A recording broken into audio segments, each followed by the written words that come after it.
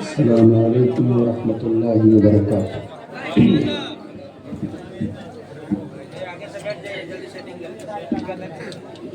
الحمد للہ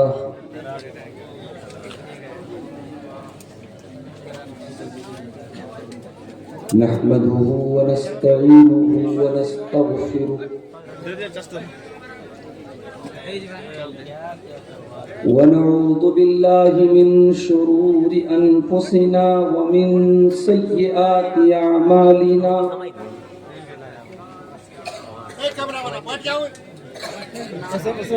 من يهده الله فلا مضل له ومن يضلل فلا هادي له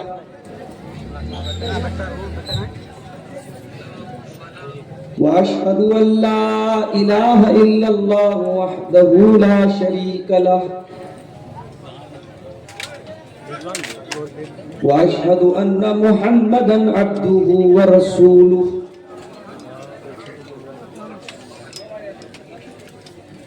يا أيها الذين آمنوا اتقوا الله حق تقاته ولا تموتن إلا وأنتم مسلمون يا أيها الناس اتقوا ربكم الذي خلقكم من نفس واحدة وخلق منها زوجها وبث منهما رجالا كثيرا ونساء واتقوا الله الذي تساءلون به والأرحام إن الله كان عليكم رقيبا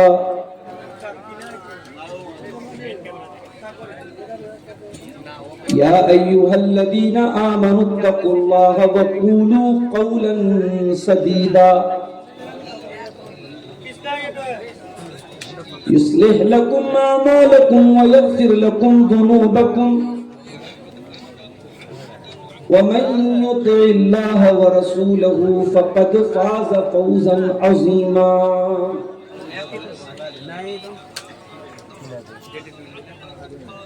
أما بعد فإن خير الحديث كتاب الله وخير الهدي هدي محمد صلى الله عليه وسلم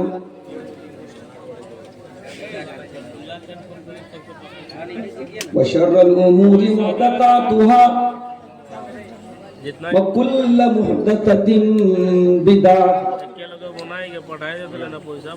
وكل بدعة ضلالة وكل ضلالة في النار۔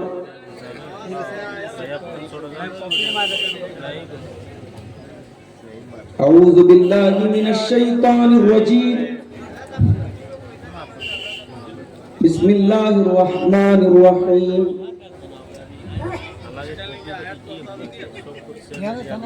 ألم يأن للذين آمنوا أن تخشع قلوبهم لذكر الله وما نزل من الحق ولا يكونوا كالذين أوتوا الكتاب من قبل فطال عليهم الأمد فقست قلوبهم وكثير منهم فاسقون۔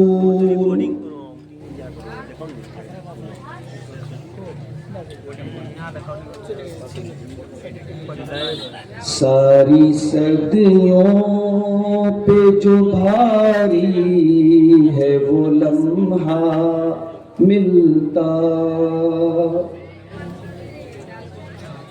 ساری صدیوں پہ جو بھاری ہے وہ لمحہ ملتا،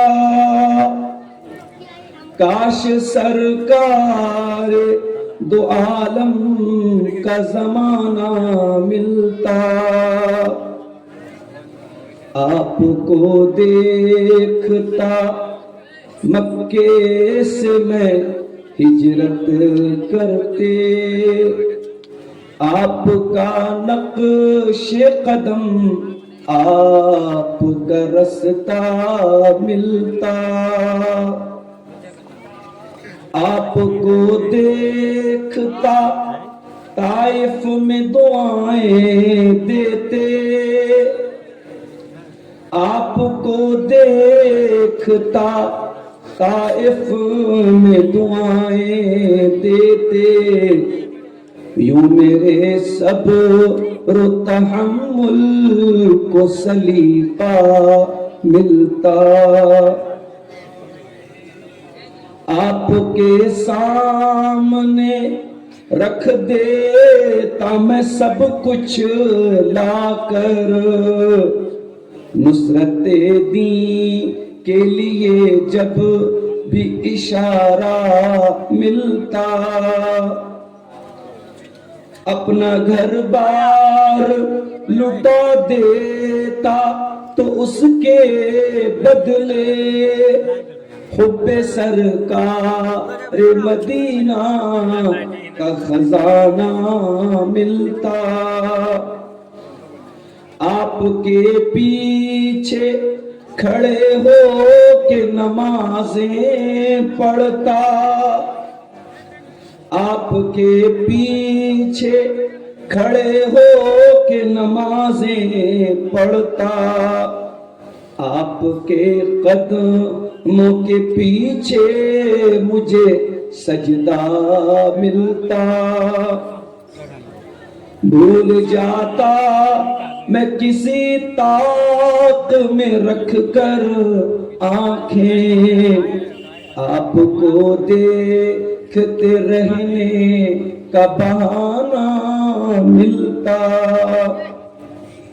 آپ کی طرح بٹھاتا میں اسے شانوں پر، راہ میں آپ کا جب کوئی نواسا ملتا،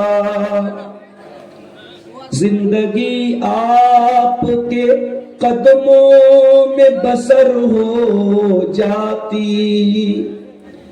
زندگی آپ کے قدموں میں بسر ہو جاتی، جاں فدا کرنے کی خاطر مجھے غزوہ ملتا،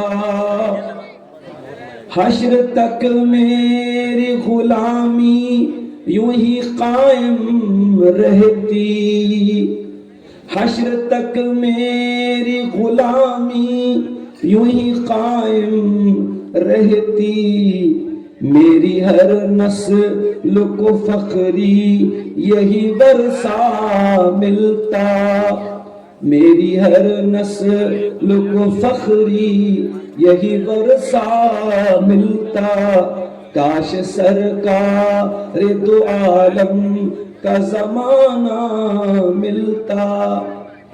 صدر محترم، علماء کرام، محترم بزرگوں، نوجوان ساتھیوں، ماں اور بہنوں، پیارے بچوں،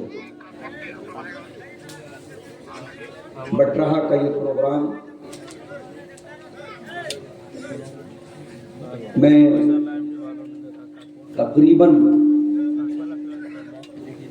8 سالوں کے بعد، جہاں تک میری یادداشت کام کر رہی ہے، 2016 کے بعد آج 2024 میں اس علاقے میں آنے کا، اس مدرسے کے پروگرام میں آنے کا موقع ملا ہے۔ 2016 میں جب آیا تھا اس وقت میں آزاد تھا، اور ابھی میرے پیروں میں ملازمت کی بیڑیاں تھیں۔ بنارس میں جس مدرسے میں پڑھاتا ہوں، دوپہر 1:15 بجے تک میں نے وہاں کلاس کی ہے۔ آج دیوالی کا دن تھا، ٹرینیں بالکل فل تھی، بنارس سے پٹنہ تک ट्रेन में बाथरूम के पास खड़े होकर तकरीबन 6 घंटे का सफर मैंने तय किया। टीटी को तलाश करता रहा कि पैसा लेकर कोई सीट दे दे। टीटी आया, उसने फाइन भी काटी, मगर कोई सीट नहीं है। वो ये कह के चला गया कि आपको अगर यहाँ पे बैठना है फाइन देना पड़ेगा। बैठने की भी जगह नहीं थी, वहीं पे खड़े होके पटना तक आया। पटना से फिर बाई कार तकरीबन 350 किलोमीटर का सफर तय करके आपके इस इलाके में आया हूँ। लेकिन खुशी इस बात की है, सफर की सारी थकावट और सारी मशक्कत, और चूंकि 2 दिन पहले मेरे साले की शादी भी थी, रात में वहाँ शादी रात में होती है, सारा प्रोग्राम रात में जागना, फिर सुबह क्लास करना, फिर अगले दिन कहीं प्रोग्राम में जाना, मुसलसल कई रातों से जागना, फिर दिन में आराम का न मिलना। इन सब वजूहात की वजह से तबीयत भी बहुत डाउन है। शायद आप आवाज पर भी उसका असर महसूस कर रहे हो। लेकिन वल्लाह, रात के 1:30 बजे जब मैं यहाँ पहुंचा और मर्दों और औरतों का ये जमघट यहाँ मौजूद है, और मौलाना रुस्तम अमीनी साहब ने जब बताया फोन पर कि आपके इंतजार में लोग बैठे हुए हैं, और इसके बावजूद कि मौसम में अब धीरे धीरे ठंडक भी पैदा हो रही है, आप हजरात यहाँ बैठे हैं, मैं समझता हूँ कि मैं ये तो नहीं कहूँगा कि आप मुझसे मोहब्बत करते हैं, इसकी दलील है। मैं तो ये समझूंगा कि ये कुरान और हदीस की मोहब्बत है, ये अल्लाह और उसके रसूल की मोहब्बत है। आप यहाँ बैठे हुए हैं, इसमें दुनिया का कोई फायदा आपका नहीं, बल्कि यहाँ उल्टे आप बैठे हैं, अल्लाह आपके दिल में बात डालेगा, आप कुछ अल्लाह की राह में दे के जाएंगे, चंदा दे के जाएंगे। ये अल्लाह की बहुत बड़ी तौफीक है कि आप अपने बिस्तर को छोड़ के, अपना आराम छोड़ के, अपना घर छोड़ के यहाँ आए हैं, और इसलिए आए हैं कि पिंडाल के नीचे बैठकर कुरान और हदीस की बातों को सुनेंगे। मैं अल्लाह से दुआ करता हूँ, अल्लाह आप सबके, हम सबके इस जज्बे को कबूल फरमा ले। अल्लाह ताला कहने से, सुनने से ज्यादा हम सबको अमल करने की तौफीक अता फरमाए, आमीन। मेरे भाइयों, सीमांचल का ये इलाका मेरे लिए अब नया इलाका नहीं है। मैं इस इलाके को जानता हूं, और इस इलाके के लोग मुझको बहुत अच्छी तरीके से जानते हैं। पूरे हिंदुस्तान में अब लोग ये कहते हैं कि मौलाना आपके सबसे ज्यादा प्रोग्राम सीमांचल के इलाके में होते हैं। बल्कि आप यकीन करें, मेरी मजबूरियां होती हैं, वरना शायद अक्टूबर, नवंबर, दिसंबर का जो महीना है, अगर मैं इस इलाके में आना चाहूँ, अल्लाह का शुक्र अदा करता हूँ, अल्लाह की तौफीक है, शायद रोजाना मेरा प्रोग्राम इस इलाके में रहे, लेकिन वो मेरी मजबूरियां होती हैं। डेली में फोन आता है, मैं मना करता हूँ, मेरे पास वक्त नहीं। इतने जलसे हो रहे हैं प्रोग्राम में। कभी हमने और आपने इस बात पर गौर किया, इन सारे जलसों में चाहे उर्दू के मुकर्रिर हो, चाहे बंगला के हो, जो तकरीरें होती हैं, इन तकरीरों का मकसद क्या है, इनका पर्पस क्या है, क्यों ये तकरीरें क्यों हो रही? मदरसे वाले कह सकते हैं साहब हमें तो चंदा करना है, हम तो इसलिए जलसा करा रहे हैं, हमारे इलाके का एक रिवाज है, हम नहीं कराएंगे, हमारा चंदा नहीं होगा। लेकिन कभी आपने गौर किया कि ये प्रोग्राम जो होते हैं, इसको हम कहते हैं कि इस्लाहे मुआशरा के लिए होते हैं, समाज के सुधार के लिए होते हैं। लेकिन क्या समाज में सुधार हो रहा है? नहीं हो रहा। समाज में दिन ब दिन बुराइयां बढ़ती चली जा रही, तकरीरें पहले से ज्यादा हो रही, जलसे पहले से ज्यादा हो रहे हैं, उलमा पहले से ज्यादा खर्च करके बुलाए जा रहे हैं, उसके बावजूद मुआशरे की इस्लाह नहीं हो रही। क्यों नहीं हो रही? मैं चाहता हूं कि तकरीर को आगे बढ़ाने से पहले इस सवाल का जवाब दे करके मैं बात आगे। इतनी कोशिश हो रही, इतनी मेहनत हो रही है, इतनी एनर्जी खर्च हो रही है, इतना पैसा खर्च हो रहा है, समाज का सुधार क्यों नहीं हो रहा है, बुराइयां क्यों नहीं कम हो रही हैं? आइए कुरान करीम से हम इस सवाल का जवाब पूछते हैं। कुरान करीम जवाब देता है, या अय्युहल्लदीना आमनू अलैकुम अनफुसकुम ला यदुर्रुकुम मन दल्ल इज़ा तदैतुम। ऐ ईमान वालो, समाज की इस्लाह और समाज का सुधार इसलिए नहीं हो रहा है कि हमेशा तुम्हारी उंगली दूसरों की तरफ उठती है। हर इंसान चाहता है दूसरा सुधर जाए, हर इंसान चाहता है दूसरे की इस्लाह हो जाए।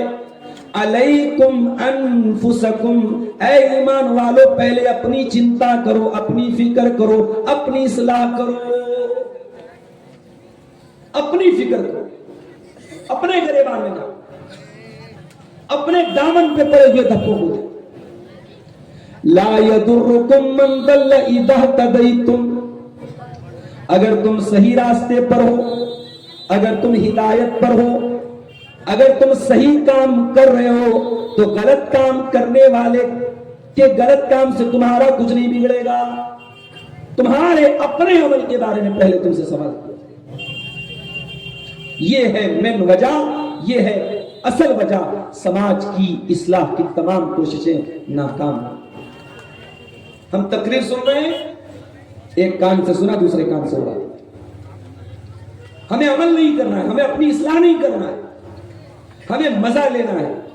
मौलाना ने दूसरों के बारे में क्या किया, हम हमेशा दूसरों पर निशाना साधते हैं, हम अपने गिरेबान में झांकने की कोशिश करते हैं।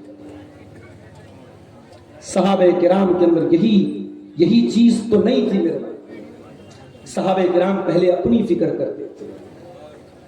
एक सहाबी है, उनका नाम है हंजला रजी अल्लाह ताला। हंजला रजी अल्लाह ताला नु एक दिन घर से निकले, रास्ते में अबू बकर सिद्दीक ने कहा कि ऐ हंजला क्या बात है, कहां जा रहे हो?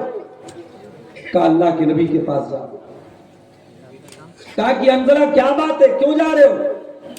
कहा अबू बकर सिद्दीक, मैं अल्लाह के नबी के पास एक सवाल करने जा रहा हूं। सवाल ये है कि जब हम अल्लाह के नबी के पास बैठते हैं, जब जन्नत की बातें होती हैं, जहन्नम की बातें होती हैं, आखिरत की बातें होती हैं, ऐसा लगता है कि जन्नत को अपनी आंखों से देख रहे हैं, जहन्नम को अपनी आंखों से देख रहे हैं। दिल में अल्लाह का डर पैदा होता है, अल्लाह के अज़ाब का खौफ दिल में पैदा होता है। लेकिन ऐ अबू बकर, जब बीवी बच्चों में लग जाते हैं, जब दुनियादारी में लग जाते हैं, जब घर के कारोबार में लग जाते हैं, फिर दिल की वो कैफियत खत्म हो जाती है, फिर दिल की वो हालत खत्म हो जाती है। और मुझे ऐसा लगता है कि ये तो मुनाफिक की पहचान होती है कि कभी उसके दिल में ईमान बढ़ जाता है, कभी घट जाता है। ये तो मुनाफिक की पहचान है कि कभी बहुत अल्लाह से डरने की बात कर रहा है और कभी दिल में अल्लाह का कोई डर नहीं। इसलिए अबू बकर सिद्दीक, मुझे डर पैदा हो गया कि कहीं मैं मुनाफिक तो नहीं हो गया। हजरत अबू बकर सिद्दीक ने कहा, हंजला सवाल तो तुम्हारा जेन्युइन है, सवाल तो तुम्हारा सही है, ये तो हम भी महसूस करते हैं। चलो चल करके इसको अल्लाह के नबी से क्लियर कर लेते हैं। अब ये दोनों हस्तियां जनाब मोहम्मद रसूलुल्लाह सल्लल्लाहु अलैहि वसल्लम के पास आती। हजरत हंजला कहते हैं, अल्लाह के नबी ऐसा ऐसा मामला है और मुझे ऐसा लगता है कि मैं मुनाफिक हो गया हूं। नाफक़ हंजला, अल्लाह के नबी हंजला तो मुनाफिक हो गया है। हजरत हंजला ने दूसरों पर फतवे नहीं लगाए, दूसरों को मुनाफिक नहीं कहा, अपने आप को कहा कि अल्लाह के नबी मुझे ये डर हो रहा है, मुझे ये डाउट हो रहा है कि कहीं मैं मुनाफिक तो नहीं हो गया। आपने फरमाया, ऐ हंजला, जब तुम मेरी मजलिस में बैठते हो, जब जन्नत की बातें होती हैं, जहन्नम की बातें होती हैं, ऐ हंजला, अगर तुम हर वक्त उसी हालत पे रहोगे, अगर तुम्हारा ईमान हमेशा उसी हालत में रहेगा, लसाफहतकुमुल मलाइकतु अला फुरुशिकुम, तो ऐ हंजला तुम्हारे बिस्तर पर आकर के फरिश्ते तुमसे मुसाफा करेंगे। इतने अल्लाह वाले बन जाओ। मगर ये पॉसिबल नहीं, ये मुमकिन नहीं है कि दिल हमेशा एक हालत में रहे। ऐ हंजला, दिल के अंदर ईमान घटता है, बढ़ता है, अप एंड डाउन होता है, ऊपर और नीचे होता है। इसका मतलब ये नहीं है कि तुम मुनाफिक। मेरे अजीजों, मेरे भाइयों, हजरत हंजला को अगर फिक्र हुई, सबसे पहले अपनी फिक्र हुई। उन्होंने अपने बारे में जाकर के पूछा, ऐ अल्लाह के नबी, मैं तो मुनाफिक नहीं। और आगे बढ़िए, अल्लाह के नबी के एक साहबी हैं, नाम नोट कर लो, हुज़ैफा बिन यमान। ये कौन साहबी है? ये अल्लाह के नबी के सेक्रेटरी थे। सेक्रेटरी किसको बोलते हैं? जिसको राज की बातें बताई जाए। अल्लाह के नबी ने इनको बहुत सारी राज की बातें बताई। हत्ता कि हज़रत हुज़ैफा इब्न यमान को अल्लाह के नबी ने मदीना के अंदर रहने वाले मुनाफिकों की लिस्ट भी बताई थी। और सहाबे किराम हज़रत हुज़ैफा के ऊपर इतना विश्वास करते थे, इतना भरोसा करते थे कि अगर किसी के जनाजे में हज़रत हुज़ैफा शामिल नहीं होते थे, लोग समझ जाते थे वो मुसलमान का जनाजा नहीं, मुनाफिक का जनाजा है। इतना विश्वास करते थे। हज़रत हुज़ैफा राज़दारे रसूल थे, नबी ने उनको राज की बातें बताई। हज़रत हुज़ैफा के पास एक दिन हज़रत उमर आते हैं और हज़रत उमर हज़रत हंजला का हाथ, हज़रत हुज़ैफा का हाथ पकड़ के कहते हैं, ऐ हुज़ैफा, सच बताना, अल्लाह के नबी ने आपको मुनाफिकों की जो फहरिस्त बताई थी, मुनाफिकों की जो लिस्ट बताई थी, ऐ हुज़ैफा, अल्लाह का वास्ता दे करके कहता हूं, सच बताना, उस लिस्ट में कहीं उमर इब्न खत्ताब का नाम तो नहीं है, उसमें कहीं मेरा नाम तो नहीं है। हज़रत हुज़ैफा ने कहा, कैसी बात कर रहे हो? ऐ उमर, ऐ अमीरुल मोमिनीन, कैसी बात कर रहे हो? आप कभी उस लिस्ट में नहीं हो सकते। मैं गवाही देता हूं आपके ईमान की, आप उस लिस्ट में नहीं। हज़रत उमर जैसा इंसान, उसको अपनी फिक्र है मेरे बारे में कि कहीं ऐसा तो नहीं मुझसे कभी कोई ऐसी चूक हो गई हो कि नबी ने मुनाफिकों की जो लिस्ट बताई है, कहीं उस लिस्ट में मेरा नाम। आज कौन अपने आप को मुनाफिक समझने को तैयार है? हमें तो दूसरों पर फतवे लगाने हैं, हमें तो दूसरों के ईमान का फैसला करना है। मेरे प्यारे साथियों, इस्लाह मुआशरा की तमाम कोशिशें आज इसीलिए नाकाम हो रही हैं कि हर इंसान दूसरों पर कीचड़ उछाल रहा है, कोई अपनी इस्लाह करना नहीं चाहता।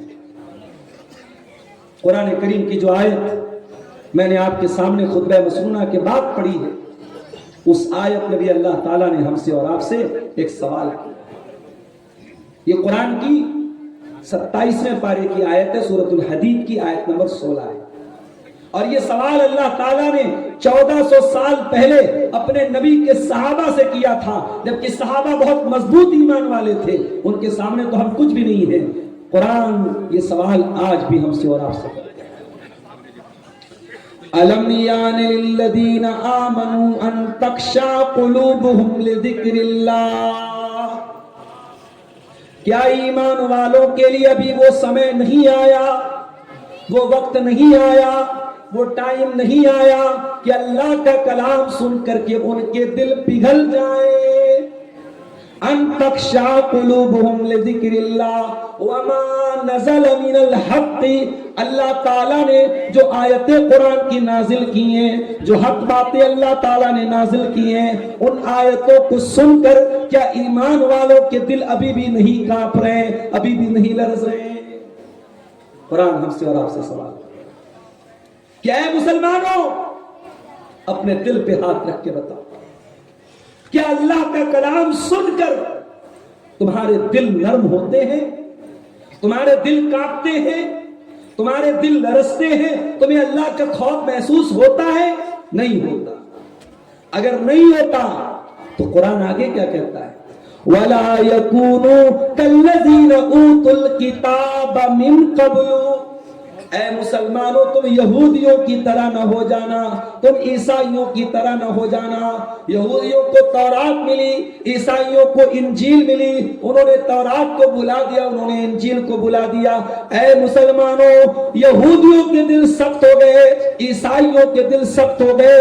اے مسلمانوں تمہارے دل اتنے کٹھور نہ ہو جائے، اتنے سخت نہ ہو جائے، اتنے ٹائٹ نہ ہو جائے کہ اللہ کا کلام سن کر کے بھی تمہارے دل نہ پگھلے۔ آج وہ حالات آ چکے ہیں۔ آج قرآن سن کر کے بھی لمبی لمبی تقریریں، مغرب بعد سے پروگرام شروع ہوتا ہے اور فجر کی اذان تک کبھی کبھی چلتا ہے، اتنی تقریریں، اتنی آیتیں، اور سن کر کے ہمارے دل میں کوئی تبدیلی نہیں ہوتی۔ اس کا مطلب یہ ہوا کہ ہمارا دل بہت کٹھور ہو چکا ہے، اور دل جب کٹھور ہو جائے، دل جب سخت ہو جائے تو معاف کرنا میرے بھائی، پھر دل پر قرآن اثر نہیں کرتا۔ کیوں؟ کیونکہ قرآن تو وہ کتاب ہے، لو انزلنا هذا القرآن على جبل لرأيته خاشعا متصدعا من خشية اللہ۔ اس قرآن کو اگر ہم نے کسی پہاڑ کے اوپر بھی اتارا ہوتا تو پہاڑ بھی اللہ کے خوف سے ریزہ ریزہ ہو جاتا، چکنا چور ہو جاتا، ٹکڑے ٹکڑے ہو جاتا۔ پہاڑ بھی قرآن کے پاور کو سہن نہ کر پاتا۔ قرآن اتنی پاورفل کتاب ہے، اتنی پاورفل کتاب قرآن ہے۔ بڑے بڑے ہالی ووڈ کی ہیروئنیں، ہالی ووڈ کے ہیرو جن کے پاس پیسے کی کمی نہیں، جن کے پاس شہرت کی کمی نہیں، قرآن پڑھ کر کے ان کا دل نرم ہو جاتا ہے۔ لیکن میرے پیارے ساتھیوں، یہ قرآن آج ہم پڑھتے ہیں، سنتے ہیں، تقریروں میں سنتے ہیں، جمعہ کے خطبوں میں سنتے ہیں، ہمارا دل پہاڑ سے بھی زیادہ سخت ہو چکا ہے۔ ہمارا دل قرآن سے متاثر نہیں ہوتا، قرآن سے پربھاوت نہیں ہوتا، قرآن کی کوئی اثر ہمارے دل پر نہیں ہوتا۔ یہی قرآن تو تھا جس نے حضرت عمر فاروق کے دل کی دنیا کو بدل دیا تھا۔ حضرت عمر کون تھے؟ اسلام کے بڑے کٹر دشمن، نبی کے بڑے کٹر دشمن تھے، قرآن کو سننا بھی گوارا نہیں کرتے تھے۔ ایک دن حضرت عمر خانہ کعبہ کے پاس سے جا رہے تھے، اللہ کے پیارے نبی خانہ کعبہ کے پاس بیٹھ کر کے قرآن پڑھ رہے تھے۔ کبھی غور کرنا میرے بھائی، اپنے نوجوان ساتھیوں سے خاص طور سے کہوں، ذرا اپنے دل پر ہاتھ رکھ کے بتاؤ آخری بار آپ نے قرآن کب اٹھا کے پڑھا؟ شاید کچھ لوگوں کے منہ سے یہ جواب ملے کہ رمضان میں پڑھا تھا، اس کے بعد ابھی نوبت نہیں آئی۔ آخری بار واٹس ایپ کب چیک کیا؟ 5 منٹ پہلے۔ آخری بار انسٹاگرام پہ ریل کب دیکھی؟ 5 منٹ پہلے۔ آخری بار فیس بک کب کھولا؟ 2 منٹ پہلے۔ یوٹیوب کتنی بار دیکھا؟ 50 بار دیکھا۔ جو درجہ ہمیں قرآن کو دینا چاہیے تھا وہ درجہ آج ہم نے موبائل اور سوشل میڈیا کو ہم دیکھ کے بیٹھے ہیں۔ ہمارے نوجوانوں کے کانوں میں ایئر فون لگا ہے، قرآن نہیں سن رہے ہیں، وہ کیا سن رہے ہیں؟ وہ پوری گانے سن رہے ہیں۔ وہ کیا سن رہے ہیں؟ میوزک سن رہے ہیں، سنگیت سن رہے ہیں، گانے سن رہے ہیں۔ اور جب یہ منظر ہم دیکھتے ہیں میرے پیارے ساتھی، میں کبھی کبھی کار سے جاتا ہوں، رات کا ٹائم رہتا ہے، ڈرائیور، بہت سارے ڈرائیوروں کا بڑا مسئلہ رہتا ہے۔ اب ہم لوگ چونکہ ساتھ میں سفر کر رہے ہیں تو ڈرائیوروں کی مخالفت بھی نہیں کر سکتے، ڈرائیور سے پنگا بھی نہیں لے سکتے، تو کبھی کبھی ڈرائیور کہتا ہے مولوی صاحب دیکھیے رات کا ٹائم ہے، آپ آرام سے سوئیے، میں تھوڑا گانا سنوں گا۔ مسلمان ڈرائیور بھی کہتا میں گانا سنوں گا، تو میں کہتا ہوں چلو بھائی ہلکے ساؤنڈ میں تم سن لو، میں پیچھے تھوڑا سو لیتا ہوں۔ گانا سن کر کے مسلمان کے دل کو سکون ملتا ہے۔ میرے بھائی تو نے جانا ہی نہیں کہ سکون کس کو کہتے ہیں۔ قرآن کہتا ہے الا بذکر اللہ تطمئن القلوب، ایمان والوں کے دل کو اللہ کے کلام سے سکون ملتا ہے۔ آپ ائمہ حرمین کی تلاوت سن لیجئے، شیخ عبد الرحمن السدیس کی تلاوت سن لیجئے، شیخ سعود الشریم کی تلاوت سن لیجئے، شیخ یاسر الدوسری کی تلاوت سن لیجئے، شیخ ماہر المعقلی کی تلاوت سن لیجئے، شیخ بندر بریلہ کی تلاوت سن لیجئے، اور جتنے بھی ائمہ حرمین ہیں ان کی تلاوت آپ یوٹیوب پر ایک بار لگائیے اور سنیے، ایئر فون لگا کے سنیے, ایئر پوڈ لگا کے سنیے میرے بھائیوں, آپ اکیلے میں بیٹھ کر کے سنیے, آپ کو ایسا لگے گا کہ قرآن آپ کے دل پر اثر کر رہا ہے. اگر دل میں ایمان باقی ہے تو قرآن ڈائریکٹ آپ کے دل پر اثر کرتا ہے. مگر ہم نے اپنے دلوں کو مردہ کر دیا ہے میرے بھائیوں, ہمارے دلوں کو آج میوزک سے سکون ہے. اور جب میں نوجوانوں کو ایئر فون لگا کر میوزک سنتے ہوئے دیکھتا ہوں, مجھے نبی کی وہ حدیث یاد آتی ہے. اللہ کے نبی فرماتے ہیں وہ زمانہ بھی میری امت پر آئے گا جب میری امت کے لوگوں کو زمین میں دسا دیا جائے گا, آسمان سے پتھر برسائے جائیں گے اور میرے امت کے لوگوں کی شکلیں بدل دی جائیں گی, ان کے چہرے سور اور بندر کے جیسے کر دیے جائیں گے. صحابہ نے پوچھا ہے اللہ کے نبی وہ دور کب آئے؟ آپ نے فرمایا اذا ظہرت القینات والمعازف, جب ناچنے گانے والیاں ان کے گھروں میں آ جائیں گی, یوزف علی رؤوسہم, ان کے سر کے اوپر ناچ گانا بجے گا, اپنے سروں کے اوپر وہ ناچ گانا بجائیں گے. اللہ اکبر. نبی نے ہیڈ فون کا نام نہیں لیا, نبی نے ایئر فون کا نام نہیں لیا, مگر نبی نے جو الفاظ استعمال کیے آج ہیڈ فون اور ایئر فون پر وہ اپلائی ہوتے ہیں, وہ بالکل سٹیک بیٹھتے ہیں کہ آج کا نوجوان اپنے ایئر فون لگا کر کے بیٹھ کر کے گانا سنتے. میرے نوجوان ساتھیوں, کبھی قرآن کو سن اور تو دیکھ کہ تیرے دل پر کتنا اثر ہوتا ہے, قرآن کس طریقے سے تیرے دل کو اپیل کرتا ہے. حضرت عمر تو اسلام کے دشمن ہیں, دیکھا نبی اللہ کے نبی قرآن پڑھ رہے, حضرت عمر کے دل میں خیال آیا کہ عربی زبان تو مجھے بھی آتی ہے. اے بھائی دیکھو بیچ میں کوئی شور شرابہ ڈسٹرب مت کرو, بالکل پہلے میں بہت تھکا آ رہا ہوں, مجھے اطمینان سے تقریر کرنے تو بیچ میں کوئی بھی شور آئے گا میں ڈسٹرب ہو جاؤں گا. حضرت عمر نے کہا چلو میں سن کے دیکھتا ہوں قرآن کیسی کتاب ہے. اللہ کے نبی قرآن پڑھ رہے ہیں, حضرت عمر سن رہے ہیں. قرآن سنتے سنتے حضرت عمر کے دل میں خیال آیا اتنا اچھا کلام ہے, ضرور یہ شاعری ہے, پوئٹری ہے, کویتا ہے. محمد تو شاعر ہو چکے ہیں, شاعری سنا رہے ہیں. حضرت عمر کے دل میں خیال آیا, اللہ کے نبی نے قرآن کی آیت پڑھ دی سورۃ الحاقہ کی, وَمَا هُوَ بِقَوْلِ شَاعِرٍ قَلِيلًا مَا تُؤْمِنُونَ. یہ قرآن کسی شاعر کی شاعری نہیں ہے, کسی پوئٹ کی پوئٹری نہیں ہے, کسی کوی کی کویتا نہیں ہے. تم لوگ ایمان کم رکھتے ہو, تمہارے ایمان کی کمی کی نشانی یہی ہے. جب یہ خیال, اس کی تردید ہو گئی تو حضرت عمر نے کہا اچھا یہ شاعری نہیں ہے تو یہ منتر ہوگا, یہ جادوگر کا جادو ہوگا, یہ کاہن کی کہانت ہوگی. ابھی یہ خیال حضرت عمر کے دل میں آیا, اللہ کے نبی نے اگلی آیت پڑھ دی وَلَا بِقَوْلِ كَاهِنٍ قَلِيلًا مَا تَذَكَّرُونَ. یہ قرآن کسی جادوگر کا منتر نہیں ہے, کسی جوتشی کا منتر نہیں ہے, کسی کاہن کی کہانت نہیں ہے. تنزیل من رب العالمین, یہ قرآن تو اللہ رب العالمین نے اتارا ہے. حضرت عمر کے دل پر قرآن کی چوٹ لگی, مگر بڑے کٹر دشمن تھے اسلام کے. ابھی انہوں نے اسلام قبول نہیں. کچھ دن اور گزرے, ایک دن حضرت عمر تلوار لے کے نکل پڑے. کسی نے پوچھا کہاں جا رہے ہو؟ کہا یہ تلوار نعوذ باللہ ثم نعوذ باللہ محمد رسول اللہ کا کام ختم کر دیا. انہوں نے کہا ارے بھائی پہلے اپنے گھر جاؤ, تمہاری بہن, تمہارے بہنوئی بھی مسلمان ہو گئے. حضرت عمر اپنی بہن کے گھر آئے. ان کی بہن کا نام تھا فاطمہ بنت خطاب, بہنوئی کا نام تھا سعید بن زید. یہ دونوں میاں بیوی مسلمان ہو چکے تھے اور اندر حضرت خباب ان کو قرآن پڑھا رہے تھے. حضرت عمر نے دروازہ کھٹکھٹایا, اندر سے آواز آئی کون؟ کہا عمر. حضرت خباب جلدی سے چھپ گئے. حضرت عمر بڑے غصے والے آدمی تھے. حضرت عمر نے دروازہ کھولا, کہا مجھے پتا لگا تو نے باپ دادا کا دین چھوڑ کے محمد کا دین قبول کر لیا. بہن کو مارنا شروع کیا, بہنوئی کو مارنا شروع کیا. بہنوئی لہو لہان, بہن لہو لہان.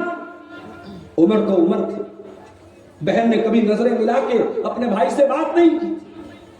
آج بہن کے چہرے سے خون بہ رہا ہے. بہن نے اپنے بھائی کا مار کے ہاتھ کی مار کھائی اور مار کھانے کے بعد کہنے لگی اے عمر اے میرے بھائی تجھے جو کرنا ہے کر لے، ہم نے کلمہ پڑھ لیا، ہم نے محمد رسول اللہ کے اوپر ایمان ہم لے آ چکے ہیں، اب ایمان ہمارے دل سے نہیں نکل سکتا ہے، تجھے جو کرنا ہے تو کر لے۔ جب بہن نے یہ بولا، حضرت عمر سائلنٹ کہ میری بہن کبھی پلٹ کے جواب نہیں دیتی تھی، آج ایسا بول رہی ہے، اتنی ہمت اس کے اندر کیسے؟ اچھا ابھی تو کیا پڑھ رہی تھی، ذرا وہ کلام مجھے پڑھ دے۔ بہن نے کہا نہیں، تو ناپاک ہے، تو نہیں پڑھ سکتا اس کتاب، جا پہلے تو غسل کر کے آ۔ حضرت عمر غسل کر کے آئے اور بہن نے قرآن رکھا سامنے، اس وقت جتنے قرآن کی آیتیں اتری تھی اتنی سامنے لا کے رکھی، اس نے سورہ طٰہٰ کی ابتدائی آیتیں حضرت عمر پڑھنے لگے۔ کبھی کسی اچھے قاری کی آواز میں یوٹیوب پر جائیے اور سورہ طٰہٰ کی تلاوت سنیے، ایئر فون لگا کے سنیے، واللہ اب اپنے دل، آپ کو عربی آتی ہو چاہے نہ آتی، آپ ان آیتوں کا مطلب سمجھتے ہو یا نہ سمجھتے ہو، مگر سورہ طٰہٰ، سورہ رحمان، سورہ مریم، یہ وہ سورتیں ہیں میرے بھائیوں، جب ان کو کسی اچھے قاری کی آواز میں سنو نا تو ایسا لگتا ہے کہ بدن کے رونگٹے کھڑے ہو جاتے ہیں، ایسا لگتا ہے کہ دل کے اوپر قرآن کی آیتیں دریا کے پانی کی طرح بہہ رہی ہیں اور قرآن پر دل پر اثر کرتی ہیں۔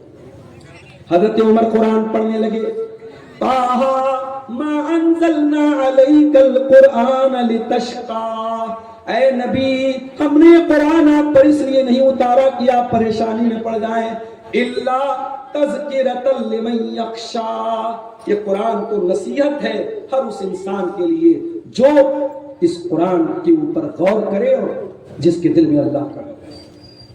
حضرت عمر نے جب قرآن کی آیتیں پڑھی، ان کے دل پر بہت پہلے جو قرآن کی چوٹ لگی تھی، آج اس چوٹ نے اثر دکھایا، کہا میری بہنا مجھے اپنے رسول کے پاس لے کے چل، میں بھی کلمہ پڑھنا چاہتا ہوں۔ اور اس کے بعد حضرت عمر آتے ہیں اور دار ارقم میں پہنچتے ہیں جہاں اللہ کے نبی موجود ہیں، اور جب دروازہ کھٹکھٹاتے ہیں اور صحابہ کرام جب ڈر جاتے ہیں کہ حضرت عمر آئے ہیں، جب دروازہ کھلتا ہے حضرت عمر کہتے ہیں اے اللہ کے نبی، اشہد ان لا الہ الا اللہ واشہد انک رسول اللہ، میں گواہی دیتا ہوں اللہ کے سوا کوئی معبود نہیں، اور میں گواہی دیتا ہوں کہ آپ اللہ کے رسول۔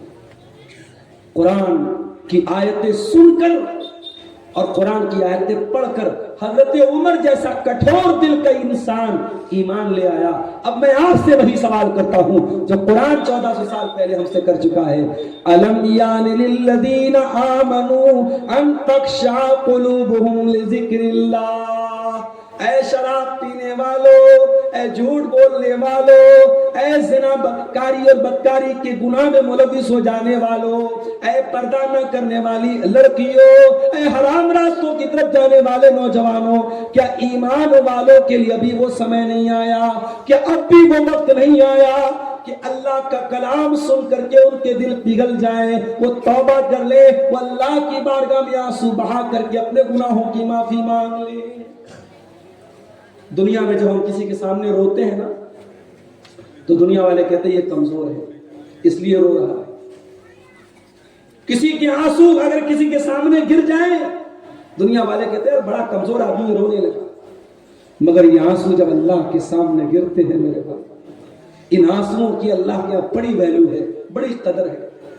اللہ کے نبی فرماتے ہیں اللہ تعالیٰ کو دو چیزوں سے بہت محبت ہے، لیس شیء احب الی اللہ من قطرتین، دو قطرے اللہ تعالیٰ کو بہت پسند ہیں، قطرۃ دموع من خشیت اللہ، ایک اللہ کے خوف سے بہنے والا آنسوؤں کا قطرہ اللہ کو بہت پسند ہے، وقطرۃ دم تہراق فی سبیل اللہ، اور ایک خون کا قطرہ اللہ تعالیٰ کو بہت پسند ہے جو اللہ کی راہ میں بہایا جاتا ہے، وہ خون کا قطرہ اور وہ آنسوؤں کا قطرہ اللہ تعالیٰ کو بہت پسند ہے۔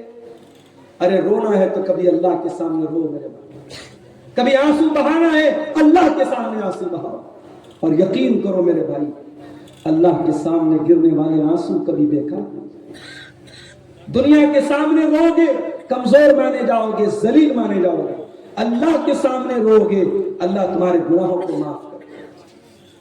اللہ کے نبی فرماتے ہیں सबअतुन युज़िल्लुहुमुल्लाहु फी ज़िल्लिही यौमा ला ज़िल्ला इल्ला ज़िल्लुहु।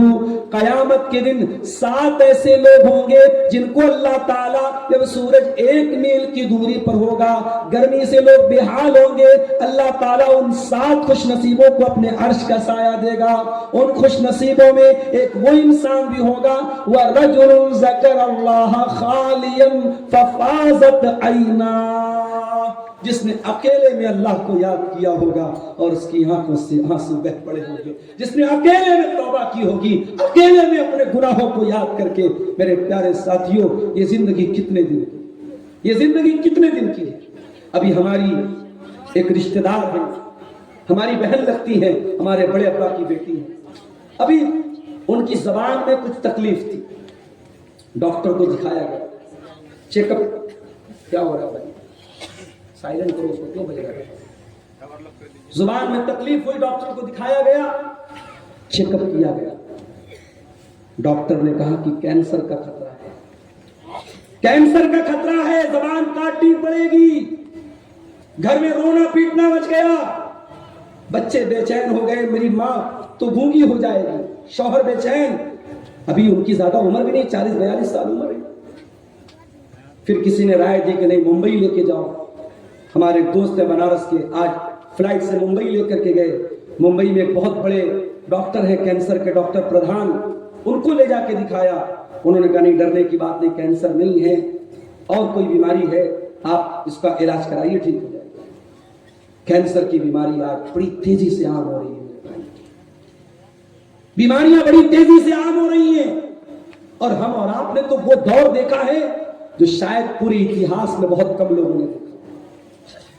पिछले कई 100 सालों में ऐसी बीमारी, ऐसा वायरस नहीं देखा गया कि बाप मर गया हो और बेटा अपने बाप की लाश को हाथ लगाने को तैयार।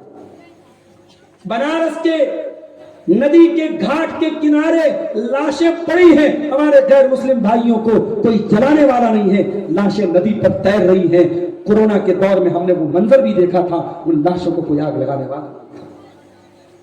मुंबई के हमारे कुछ दोस्तों ने बताया, बाप मर गया, बेटा अपने बाप की लाश को, जनाजे को हाथ लगाने को तैयार नहीं, कूड़े की गाड़ी में रख के लाश को लेके जाया जा रहा है। ये मंजर मेरे भाइयों पूरे इतिहास में किसी ने नहीं देखा जो हमने देखा। पूरी इंसानी तारीख में शायद ये मंजर ना आया हो। मस्जिदों के दरवाजे बंद कर दिए गए, खाने काबा में कोई नमाज पढ़ने वाला नहीं, खाने काबा में भी नमाज बंद। ईद की नमाज हमने घर में पढ़ी, बकरीद की नमाज हमने घर में पढ़ी, ये मंजर भी हमने मेरे भाइयों देखा है।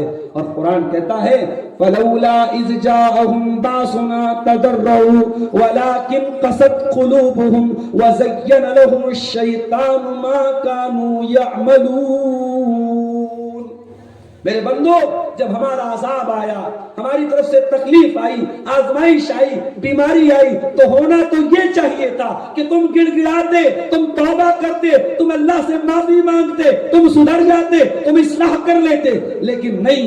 वलाकिन क़सत क़ुलूबुहुम, उनके दिल सख्त हो गए, दिल कठोर हो गए। शराबी तब भी शराब पीते रहे, ज़ानी तब भी ज़िना करते रहे, हरामखोर तब भी हराम खाते रहे, बेपर्दा लड़कियां घूमने वाली तब भी बेपर्दा घूमती रही, किसी बुराई में कमी नहीं आई, किसी गुनाह में कमी नहीं आई। मेरे प्यारे साथियों, बीमारियां हमसे पूछ के नहीं आएंगी। और माफ करना मेरे नौजवान, जब बीमारी आएगी ये पूछ के नहीं आएगी तेरी उम्र कितनी है, तेरी शादी हुई कि नहीं, तुझे बच्चे हुए कि नहीं, तूने मकान बनाया कि नहीं, तूने जिंदगी का शौक पूरा किया कि नहीं। मेरा एक बड़ा करीबी रिश्तेदार, मेरी चचाजाद बहन का बेटा, जवान बेटा, 20-25 साल का बेटा बीमार होता है, और टीबी की बीमारी, बड़ी खतरनाक बीमारी, MDR टीबी की बीमारी होती है। 40 दिन तक हॉस्पिटल में एडमिट रहता है। जवान बेटा था, रिश्ता तय हो चुका था, शादी होने वाली थी, माँ बाप की आंखों का तारा था, माँ बाप की उम्मीदों का सहारा था। जवान बेटा बीमार पड़ा, 40 दिन तक हॉस्पिटल में मेरे भाइयों तड़पता रहा, दवाएं चलती रही, इलाज होता रहा, मगर कोई फायदा नहीं। 40 दिन के बाद घर लाया गया, 2 दिन के बाद ڈیتھ ہو جاتی ہے، انتقال ہو جاتا ہے، موت کا فرشتہ آ کر کے یہ نہیں پوچھتا ہے کہ میرے اللہ کے بندے یہ بتا کہ تیری شادی ابھی تک نہیں ہوئی، تجھے بچے نہیں ہوئے، تو نے زندگی کے بہت سارے رنگ و روپ نہیں دیکھے، ابھی میں تجھے نہیں موت دوں گا۔ موت کا فرشتہ تو اللہ کے حکم سے آتا ہے میرے بھائی، اور جب اللہ کا حکم ہوتا ہے ایک پل پہلے موت نہیں آئے گی، ایک پل بعد میں نہیں آئے گی۔ اب ذرا سوچو میرے بھائی، کسی کو گانا سنتے ہوئے اگر موت آ گئی، کسی کو ننگی ویڈیو دیکھتے ہوئے موت آ گئی، کسی کو شراب اور نشہ کرتے ہوئے موت آ گئی، کسی کو غلط کام کرتے ہوئے موت آ گئی، تو قیامت کے دن جب وہ اٹھے گا وہی زنا کرتے ہوئے اٹھے گا، وہی سگریٹ پیتے ہوئے اٹھے گا، وہی حرام کام کرتے ہوئے اٹھے گا۔ اللہ کے نبی فرماتے ہیں ان العبد یبعث علی ما مات علیہ، بندہ جس حال میں مرے گا اسی حال میں قیامت کے دن اٹھایا جائے گا۔ میرے عزیز ساتھیوں، ہمیں اور آپ کو آج اس بات پر غور کرنے کی ضرورت ہے، اور قرآن کے اس سوال کا جواب ہمیں تلاش کرنے کی ضرورت ہے۔ الم یعن للذین آمنوا ان تخشع قلوبہم لذکر اللہ، کیا ایمان والوں کے نبی وہ سمے نہیں آیا کہ ان کے دل اللہ کا کلام سن کر کے پگھل جائے؟ اور آگے بڑھیے، ایک بہت بڑا ڈاکو ہے، ڈاکو کا نام تھا فضیل ابن عیاض، اس کا کام تھا لوگوں کے گھر پہ جا کے ڈاکہ ڈالنا، لوگوں کا مال لوٹ لینا، لوگوں کو جان سے مار دینا۔ فضیل ابن عیاض ڈاکہ ڈالنے کے لیے ایک مکان کی چھت پر کودتا ہے، رات کا سناٹا ہے، اللہ کا کوئی بندہ قرآن کی تلاوت کر رہا ہے، تلاوت قرآن کی آواز فضیل ابن عیاض کے کانوں میں پڑتی ہے، اور اللہ کا وہ بندہ اتفاق سے یہی آیت پڑھ رہا تھا، سورہ حدید کی آیت نمبر 16، أَلَمْ يَأْنِ لِلَّذِينَ آمَنُوا أَن تَخْشَعَ قُلُوبُهُمْ لِذِكْرِ اللَّهِ، کیا ایمان والوں کے لیے ابھی وہ سمے نہیں آیا کہ ان کے دل اللہ کا کلام سن کر کے پگھل جائیں؟ جب یہ آیت فضیل ابن عیاض کے کانوں میں پڑی، فضیل ابن عیاض نے سوچا کہ اے اللہ، کوئی تیرا بندہ رات میں بیٹھ کر قرآن پڑھ رہا ہے اور میں بیٹھ کے ڈاکہ ڈال رہا ہوں، میں لوگوں کی جان اور مال پر حملہ کر رہا ہوں۔ فضیل ابن عیاض کے دل میں توبہ کا خیال آیا، وہاں سے باہر نکلا، بارش کا موسم تھا، ایک ویرانے کے پاس، ایک کھنڈر کے پاس کچھ لوگ موجود تھے، فضیل ابن عیاض بھی پیچھے جا کے کھڑا ہو گیا، وہ لوگ آپس میں باتیں کر رہے تھے، موسم خراب ہے ہمیں نکل جانا چاہیے، دوسرے لوگ کہہ رہے تھے نہیں نہیں یہی رات گزار لو، فضیل ابن عیاض نام کا بہت مشہور ڈاکو ہے، ہم راستے میں نکلے کہیں ڈاکہ نہ ڈال لے، کہیں ہمارے مال کو نہ لوٹ لے، ہمارے سامان کو نہ لوٹ لے۔ فضیل ابن عیاض کی آنکھوں سے آنسو آ گئے، اے اللہ تیرے بندے آج مجھ سے ڈرتے ہیں، اے اللہ اتنا ڈر تو اگر اللہ سے لوگوں کے دل میں پیدا ہو گیا ہوتا تو لوگ ولی بن جاتے، لوگ متقی بن جاتے، لوگ پرہیزگار بن جاتے۔ فضیل ابن عیاض نے سچی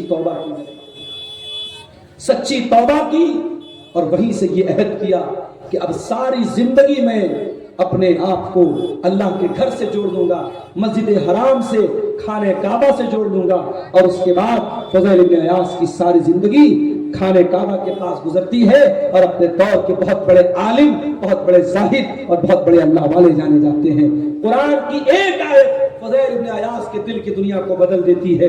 میرے پیارے ساتھیوں، ہمارے دل کی دنیا کب بدلے گی؟ میں پھر وہی آیت پڑھ رہا ہوں، أَلَمْ يَعْنِ لِلَّذِينَ آمَنُوا أَن تَخْشَعَ قُلُوبُهُمْ لِذِكْرِ اللَّهِ، اے ایمان والو وہ سمے کب آئے گا، وہ ٹائم کب آئے گا جب اللہ کا کلام سن کر کے تمہارے دل پگھل جائیں گے؟ اچھا، قرآن کو پڑھنا بھی بڑے ثواب کا کام ہے اور قرآن کو سننا بھی بڑے ثواب کا کام ہے۔ قرآن کو سننے میں بھی بہت ثواب ہے، ہمارے نبی قرآن پڑھتے بھی تھے اور قرآن سنتے بھی تھے۔ آئیے ایک واقعہ آپ کو سناتا ہوں، بخاری کی روایت ہے، اللہ کے نبی کے پاس ایک صحابی آتے ہیں، نام نوٹ کر لو، عبداللہ بن مسعود۔ عبداللہ بن مسعود یہ بڑے دبلے پتلے صحابی تھے، سنگل پسلی کے، اتنے دبلے پتلے تھے کہ ایک مرتبہ پیڑ کے اوپر چڑھ کے مسواک توڑ رہے تھے اور ہوا بہت تیز چل رہی تھی اور ان کی پتلی پتلی ٹانگیں ہوا میں لہرا رہی تھی، تو صحابہ کرام ہنسنے لگے، مذاق اڑانے لگے۔ اللہ کے رسول نے پوچھا کیوں ہنس رہے ہو؟ کہا اے اللہ کے نبی ذرا دیکھیے نا عبداللہ کی ٹانگیں کتنی پتلی پتلی ہوا میں لہرا۔ آپ نے کہا اے لوگوں تم عبداللہ کی ٹانگوں کا مذاق اڑا رہے ہو، لہما اسقل فی المیزان من احد، قیامت کے دن جب اللہ تعالیٰ میزان کے اوپر، ترازو کے اوپر جب اعمال کو تولے گا تو عبداللہ بن مسعود کی پتلی پتلی ٹانگیں احد پہاڑ سے بھی زیادہ وزندار ہوگی۔ اس کا مطلب یہ ہوا کہ کسی کی باڈی اگر کمزور ہے، کسی کا جسمانی سراپا کمزور ہے، لیکن ایمان مضبوط ہے، عمل مضبوط ہے، کریکٹر مضبوط ہے، تو اللہ تعالیٰ کیا اس کا مقام بلند ہے۔ دنیا اس کو کیا سمجھتی ہے یہ میٹر نہیں کرتا، اللہ کے آپ کا ایمان دیکھا جائے گا، آپ کی باڈی، آپ کی خوبصورتی، آپ کا بال، آپ کی جو ہے آپ کے بائیت، آپ کے جو ہے شریر کتنا تگڑا ہے، اللہ تعالیٰ کا یہ میٹر نہیں کرتا، آپ کا ایمان اور عمل اللہ تعالیٰ کا میٹر کرتا ہے۔ عبداللہ بن مسعود اللہ کے نبی کے پاس آتے ہیں۔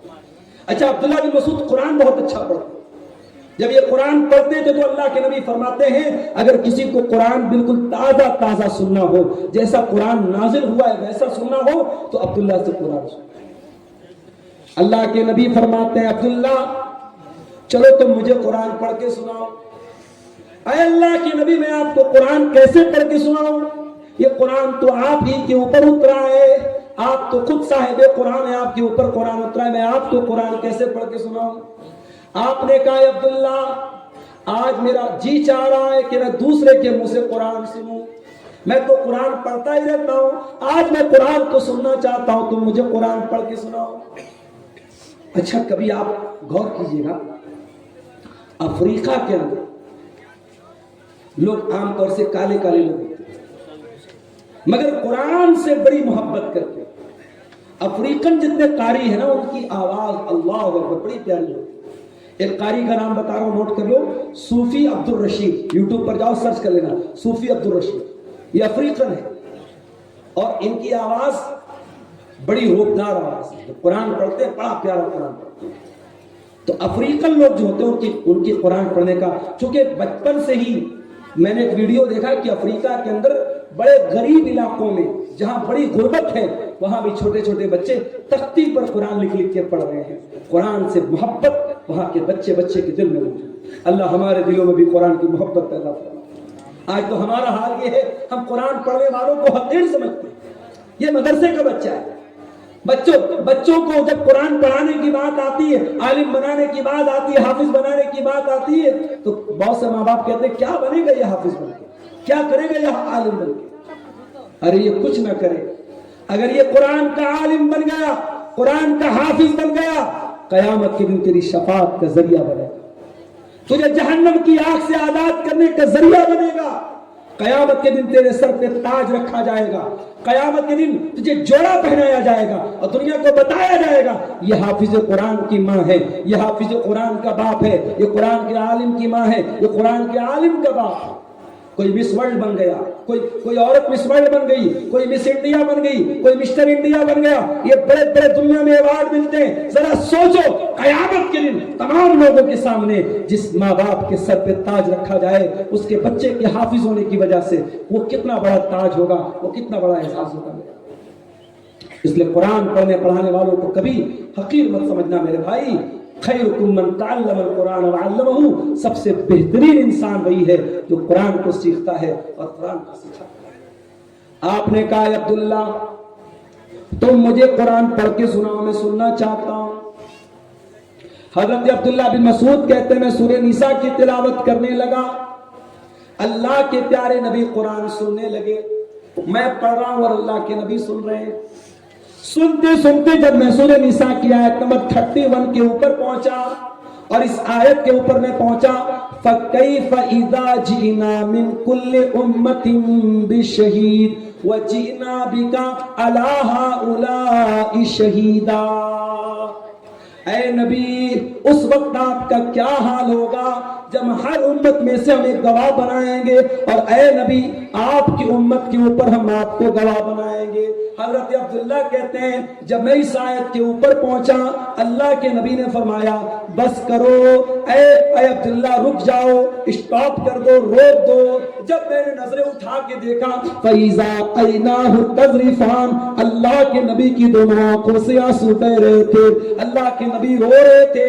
قرآن کی اس آیت میں جس ذمہ داری کا احساس دلایا گیا تھا، جو ذمہ داری یاد دلائی گئی تھی، اس ذمہ داری کو یاد کر کے اللہ کے نبی رو رہے تھے۔ نبی کو اپنی ذمہ داری کا احساس ہے، مگر ایک باپ کو اپنے باپ ہونے کا احساس نہیں، ایک ماں کو اپنی ماں ہونے کا احساس نہیں، ایک مدرسے کے ناظم کو اپنے ناظم ہونے کا احساس نہیں، ایک جماعت کے ذمہ دار کو اپنے ذمہ دار ہونے کا احساس نہیں۔ آج کرسی کی لڑائی ہوتی ہے۔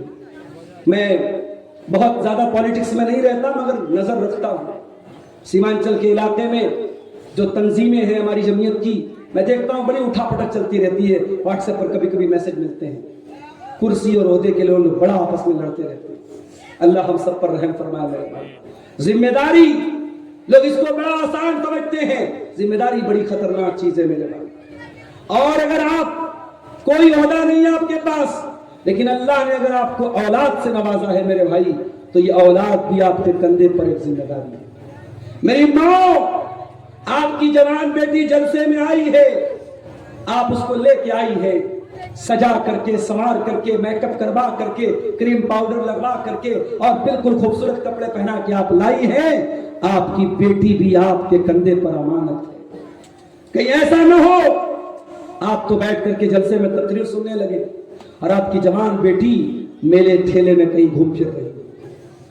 آج اپنے بچوں اور بچیوں کے بارے میں آنکھیں بند مت کرو، اندھا وشواس مت کرو۔ لڑکا کہاں جا رہا ہے، لڑکی کہاں جا رہی ہے؟ لڑکی کو آپ نے 1000 کا موبائل دلایا، اس کے پاس 25,000 کا موبائل کہاں سے آیا؟ کہ پوچھنے کا ادھیکار آپ کو نہیں؟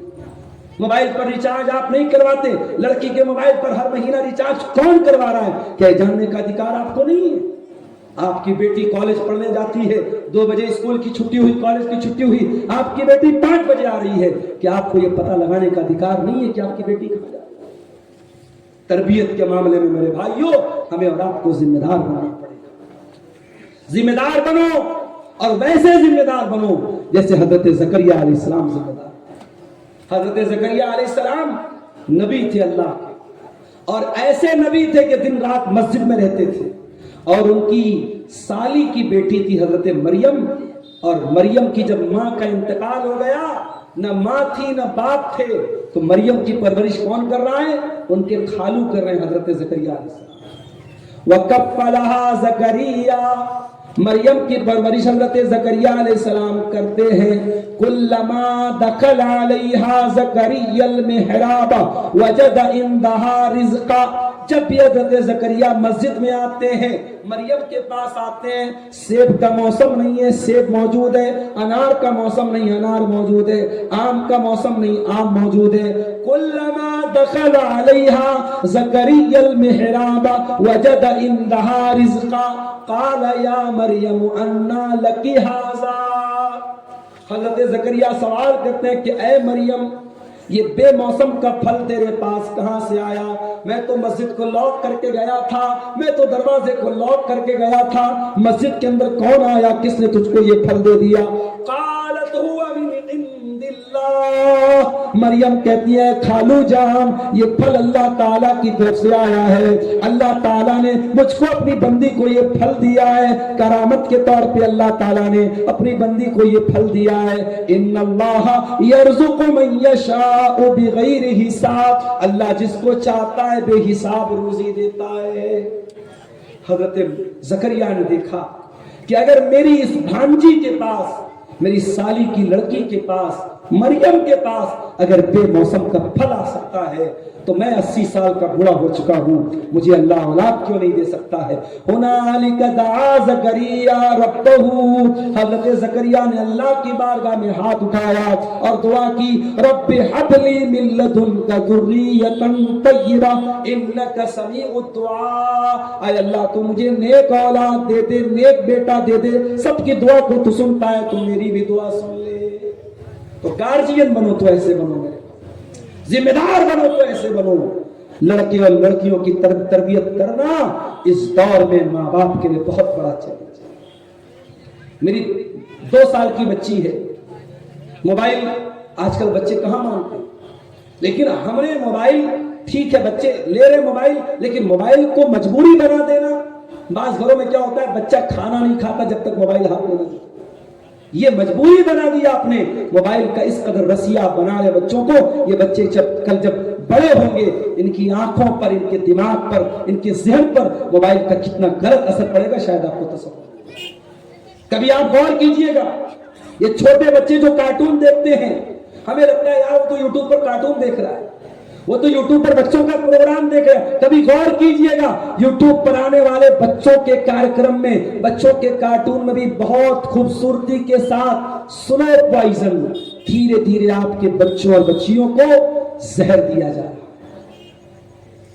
बच्चों के, छोटे बच्चों के दिमाग में क्या डाला जा रहा है, एक बॉयफ्रेंड होता है, गर्लफ्रेंड होती है, लड़का लड़की में एक रिश्ता होता है, गर्लफ्रेंड और बॉयफ्रेंड। उसका अंजाम ये हुआ है कि आज जैसे ही लड़की जवान होती है वो बॉयफ्रेंड की तलाश में निकल जाती है, और जैसे ही लड़का जवान होता है वो गर्लफ्रेंड की तलाश में निकल जाता है। और आज इंस्टाग्राम और फेसबुक और व्हाट्सएप ने वो बेहयाई का सैलाब फैला के रखा है मेरे भाइयों कि बयान के बाहर है, बयान के बाहर है। और मैं कभी कभी एक बात कहता हूं कि अल्लाह के नबी ने जब ये फरमा दिया कि जब कोई मर्द किसी औरत से अकेले में मिलता है तो तीसरा शैतान होता है, तो क्या व्हाट्सएप पर तीसरा शैतान नहीं है? क्या इंस्टाग्राम पर तीसरा शैतान नहीं है? क्या फेसबुक पर तीसरा शैतान नहीं है? किसी लड़के का मैसेज आया लड़की को, अस्सलाम वालेकुम, मैं आपका इस्लामी भाई हूं और आप मेरी इस्लामी बहन हैं। माफ कीजिएगा, इस्लाम के रिश्ते के एतबार से ठीक है, हर मुसलमान मर्द दूसरी औरत का इस्लामी भाई है, मगर ये इस्लामी भाई बहन का रिश्ता ये इस बात की इजाजत नहीं देता है कि लड़की से चैटिंग की जाए, उसके इनबॉक्स में जाके, चैटिंग में जाके उससे प्राइवेट बातें की जाए। आज पहले दुआ सलाम होता है, हाय हेलो होता है, और उसके बाद लंबी चौड़ी बातें होती है, ज़िनाकारी और बदकारी यहीं से शुरू होती है। अभी मेरे पास एक फोन आया मऊ से, बनारस से 100 किलोमीटर दूर एक जगह है मऊ, हमारी पहचान के साथ उनका फोन है, कहा मौलाना साहब एक मसला पूछना है। मैंने कहा क्या मसला है?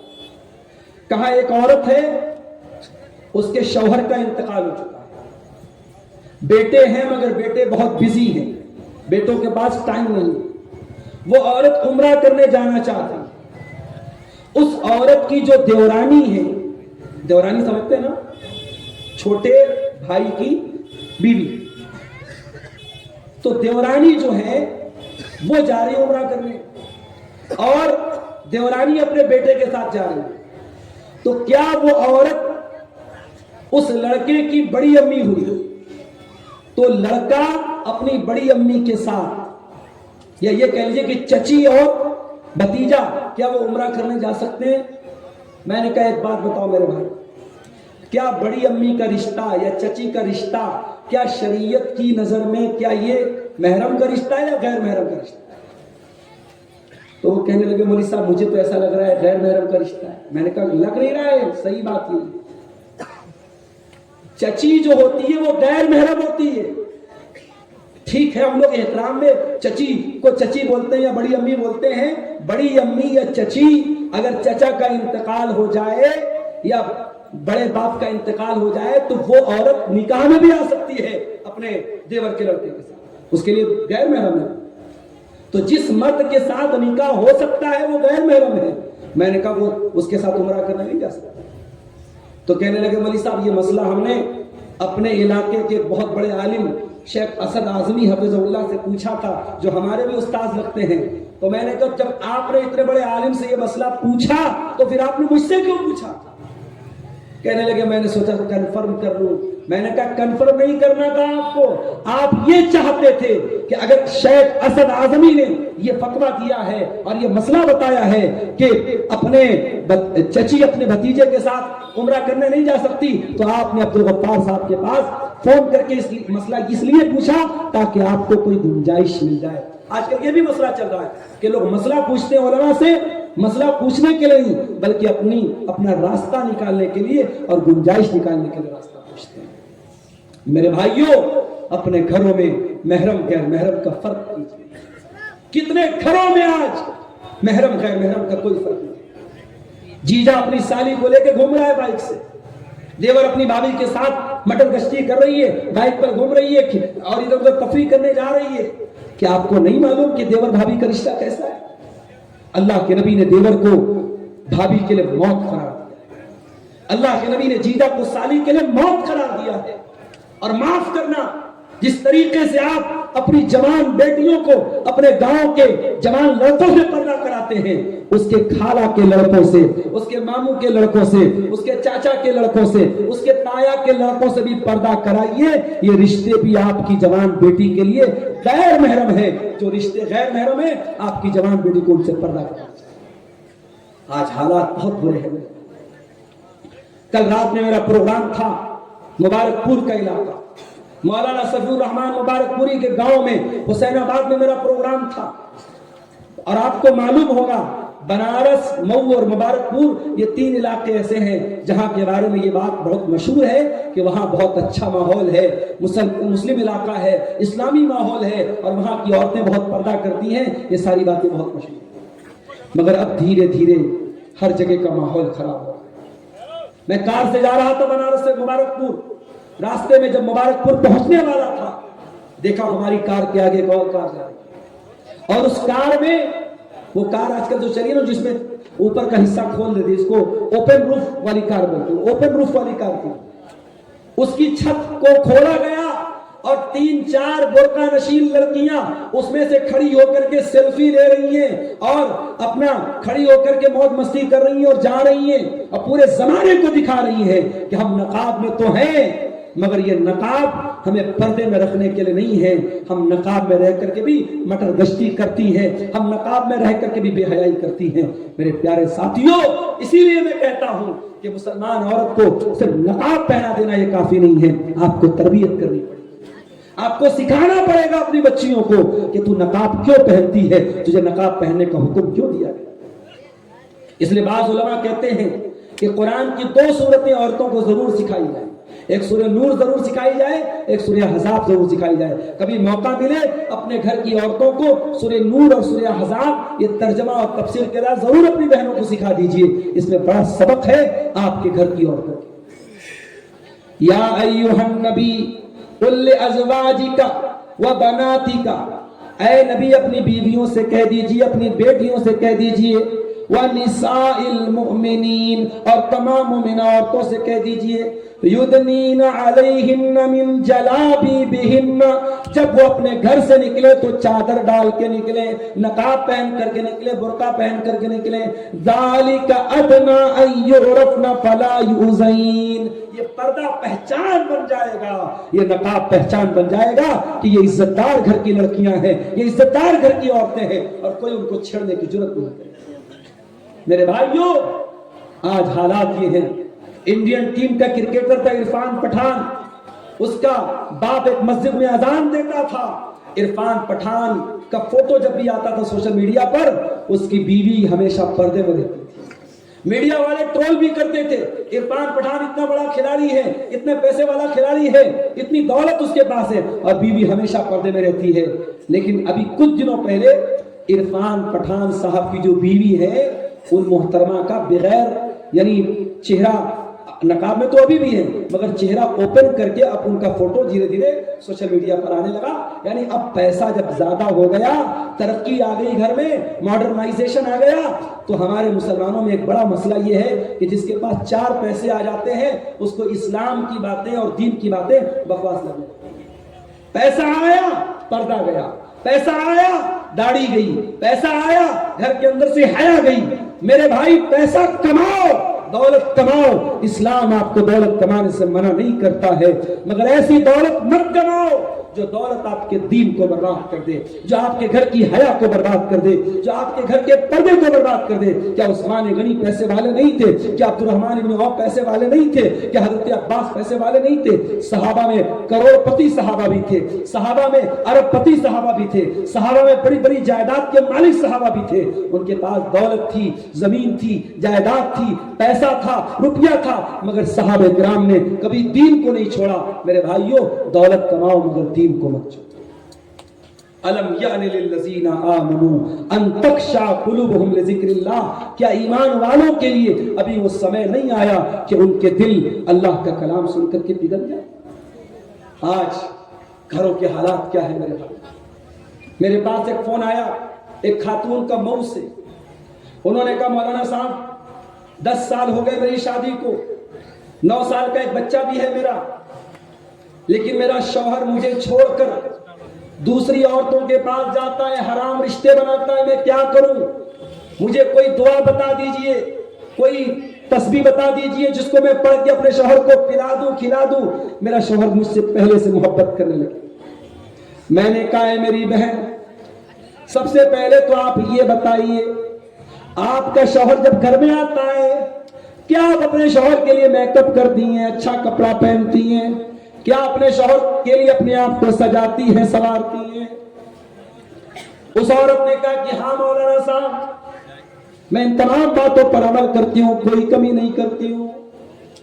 میں اپنے شوہر کو اپنی طرف مائل کرنے کا سارا جائز راستہ اپناتی ہوں، مگر میرا شوہر حرام رشتوں کی طرف جا رہا ہے، غلط عورتوں کی طرف جا رہا ہے، وہ میرے پاس نہیں آتا ہے، مجھے چھوڑ کر کے وہ باہر ویشی عورتوں کے پاس جاتا ہے، بے حیا عورتوں کے پاس جاتا ہے، ان کے پاس جا کر کے اپنی ضرورت پوری کرتا ہے۔ میں نے کہا اب سن لے میری بہن، اب سن لے، تو پوچھ رہی ہے کہ تیرے شوہر کو کون سی دعا پڑھ کے بتا دوں، کون سا ذکر پڑھ کے بتا دوں جس کو تو پڑھ کے پھونک دے؟ میں نے کہا دعا کی ضرورت نہیں ہے، ذکر کی ضرورت نہیں ہے، اب تیرے شوہر کو جوتے اور چپل کی ضرورت ہے۔ اس نے کہا یہ کیا کہہ رہے ہو؟ میں نے کہا ہاں صحیح بول رہا ہوں میں۔ جب ایک انسان آلریڈی ایک عورت سے شادی کر کے حلال رشتے کو چھوڑ کر کے، حلال آپشن کو چھوڑ کر کے حرام آپشن کی طرف جا رہا ہے، اس کو دعا تعویذ کی ضرورت نہیں ہے، اس کو کچھ پڑھ کر کے پھونکنے کی ضرورت نہیں ہے، اس کو تو جوتے چپل مارنے کی ضرورت ہے۔ وہ حرام طریقہ اپنا رہا ہے اور تو اتنی بڑی سیدھی سادھی اللہ کی بندی ہے کہ تو مجھ سے دعا پوچھ رہی، کون سی دعا پڑھ کے اس کو بتا؟ آج یہ گھر گھر کی کہانی ہو رہی ہے۔ آپ یقین کریں، کنوارے مردوں اور کنواری لڑکیوں میں بدکاری اور زناکاری جو بڑھ رہی ہو تو بڑھ ہی رہی ہے۔ شادی کے بعد بھی، جس کو انگلش میں ہم ایکسٹرا میریٹل افیئر کہتے ہیں، شادی کے بعد کا حرام رشتہ، وہ بھی سماج میں بڑی تیزی سے پروان چڑھا۔ سماج کا تانا بانا برباد ہو رہا ہے۔ شادی شدہ عورت کا دوسرے کے ساتھ ریلیشن، شادی شدہ مرد کا دوسری عورتوں کے ساتھ ریلیشن، یہ عام ہوتا چلا جا رہا ہے۔ میرے پیارے ساتھیوں، وجہ کیا ہے؟ وجہ یہی ہے، نہ بیوی شوہر کے لیے وفادار ہے، نہ شوہر بیوی کے لیے وفادار ہے۔ وفادار ہوتے، ایک دوسرے کے لیے لباس بنتے، ایک دوسرے کا حق سمجھتے، تو بیوی کبھی غداری نہ کرتی شوہر کے ساتھ، شوہر کبھی غداری نہ کرتا بیوی کے ساتھ۔ ہاں، اگر ایک بیوی شوہر کی ضرورتوں کو پورا نہیں کر پا رہی ہے، ایک بیوی کے ذریعے اس کی جسمانی ضرورتیں پوری نہیں ہو پا رہی ہیں، بہت سارے مسائل میں تقریر میں بہت کھول کے بیان نہیں کر سکتا، اگر ایک بیوی کے ذریعے انسان کی ساری ضرورتیں پوری نہ ہو پائیں اور اس کے پاس اللہ نے اتنا نوازا ہے کہ وہ ایک سے زیادہ شادی کر سکتا ہے، تو اس کو حرام راستہ اپنانے کی اجازت تو بالکل بھی نہیں ہے۔ ہاں، حلال آپشن یہ ہے، اسلام یہ کہتا ہے اگر تیرے پاس طاقت ہے، پیسہ ہے، جسمانی طاقت ہے، مال ہے اور تو انصاف کر سکتا ہے تو تو ایک سے زیادہ شادی کر سکتا ہے، حلال آپشن ہے۔ اگر آپ کے حالات اور آپ کی طاقت اجازت دیتی ہے، آپ دوسرا نکاح کر سکتے ہیں، مگر یہ حرام ریلیشن شپ آج ہمارے گھروں کو برباد کر رہی ہے۔ اپنے گھروں میں دین کا ماحول پیدا کرو، دیندار بیوی بھی دیندار ہو، شوہر بھی دیندار ہو، शौहर नमाज न पढ़े तो बीवी शौहर को नमाजी बनाए, बीवी नमाज न पढ़े तो शौहर बीवी को नमाजी बनाए। ये माहौल अपने घर में पैदा करो। मुझे अल्लाह के नबी की वो हदीस याद आती है। अल्लाह के नबी फरमाते हैं, रहीमल्लाहु रजुलन काम मिनल लैली, अल्लाह ताला की रहमत बरसती है उस इंसान के ऊपर जो रात में उठ करके तहज्जुद पढ़ता है, वह आई कदम रात हो, और अपनी बीवी को भी उठाता है। अगर बीवी इनकार कर देती है तो बीवी के चेहरे पर पानी डालता है, चल उठ तू भी मेरे साथ नमाज पढ़। और अल्लाह की रहमत बरसती है उस औरत के ऊपर जो रात में उठ करके तहज्जुद करती है और शौहर को भी उठाती है। अगर शौहर इनकार करता है तो शौहर के चेहरे पर पानी छिड़क करके उठाती है, चल तू मेरे साथ तहज्जुद पढ़। ऐसी फैमिली हो, ऐसे मियां बीवी हो, ऐसा जोड़ा हो तो घर में बरकतें उतरेगी, घर में नेकी उतरेगी और घर के अंदर दीन का माहौल पैदा होगा। एक वाकया याद आया, हजरत उमर बिन अब्दुल अजीज रहमतुल्लाह अलैह। कौन नहीं जानता, हजरत उमर बिन अब्दुल अजीज एक बहुत ही नेक, ईमानदार, अल्लाह से डरने वाले खलीफा थे। बड़े खामोशी और सुकून के साथ सुनिए, तकरीर के ये आखिरी पॉइंट चल रहे हैं। हजरत उमर बिन अब्दुल अजीज रहमतुल्लाह अलैह जब खलीफा बनते हैं, उनके हाथ में जब खिलाफत आती है, सारी कार्रवाई कंप्लीट करने में पूरी रात बीत गई, फजर की अजान हो जाती है। हजरत उमर बिन अब्दुल अजीज रहमतुल्लाह अलैह फजर की नमाज पढ़ते हैं और फजर की नमाज पढ़ने के बाद बिस्तर पे आते हैं और लेटने लगते हैं, आराम करने लगते हैं। उनका 17 साल का जवान बेटा जिसका नाम अब्दुल मलिक था, वो अपने बाप के पास आता है और कहता है कि ऐ अब्बाजान, क्या इरादा है, क्या करने जा रहे हैं? कहा, बेटा कल पूरी रात तेरा बाप जागा हुआ, मेरे हाथ पर खिलाफत की जिम्मेदारी आई है, सारी कार्रवाई मुकम्मल करने में पूरी रात गुजर गई। बेटा अब तेरा बाप आराम करने जा रहा है, मैं सोच रहा हूं थोड़ा सुस्ता लूं और सुहर की नमाज के बाद फिर अपना काम आगे बढ़ाऊं।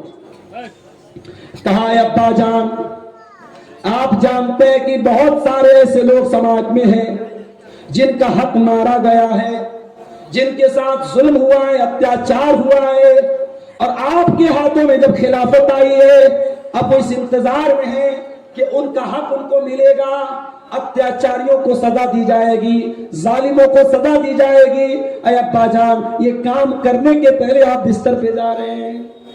का बेटा मैं बिस्तर पे जा रहा हूं क्योंकि रात भर का थका हारा हूं, मैं सुहर के बाद ये काम निपटाऊंगा, तू टेंशन मत ले, तू फिक्र मत कर।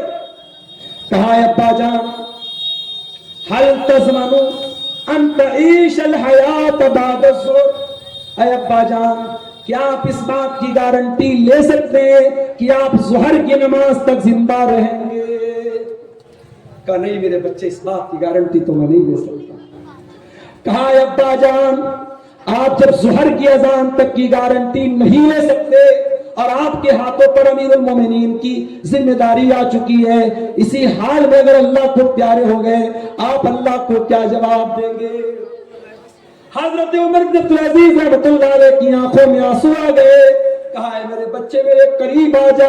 अपने बच्चे को सीने से लगाया और आसमान की तरफ हाथ उठा के कहा, अल्हम्दुलिल्लाहिल्लज़ी अखरज मिन सुल्बी मन युईनुनी अला दीनी। ऐ अल्लाह, तेरा शुक्र है, तूने ऐसा बेटा मुझे दिया है जो अपने बाप को दीन पर मदद कर रहा है, अपने बाप को समझा रहा है।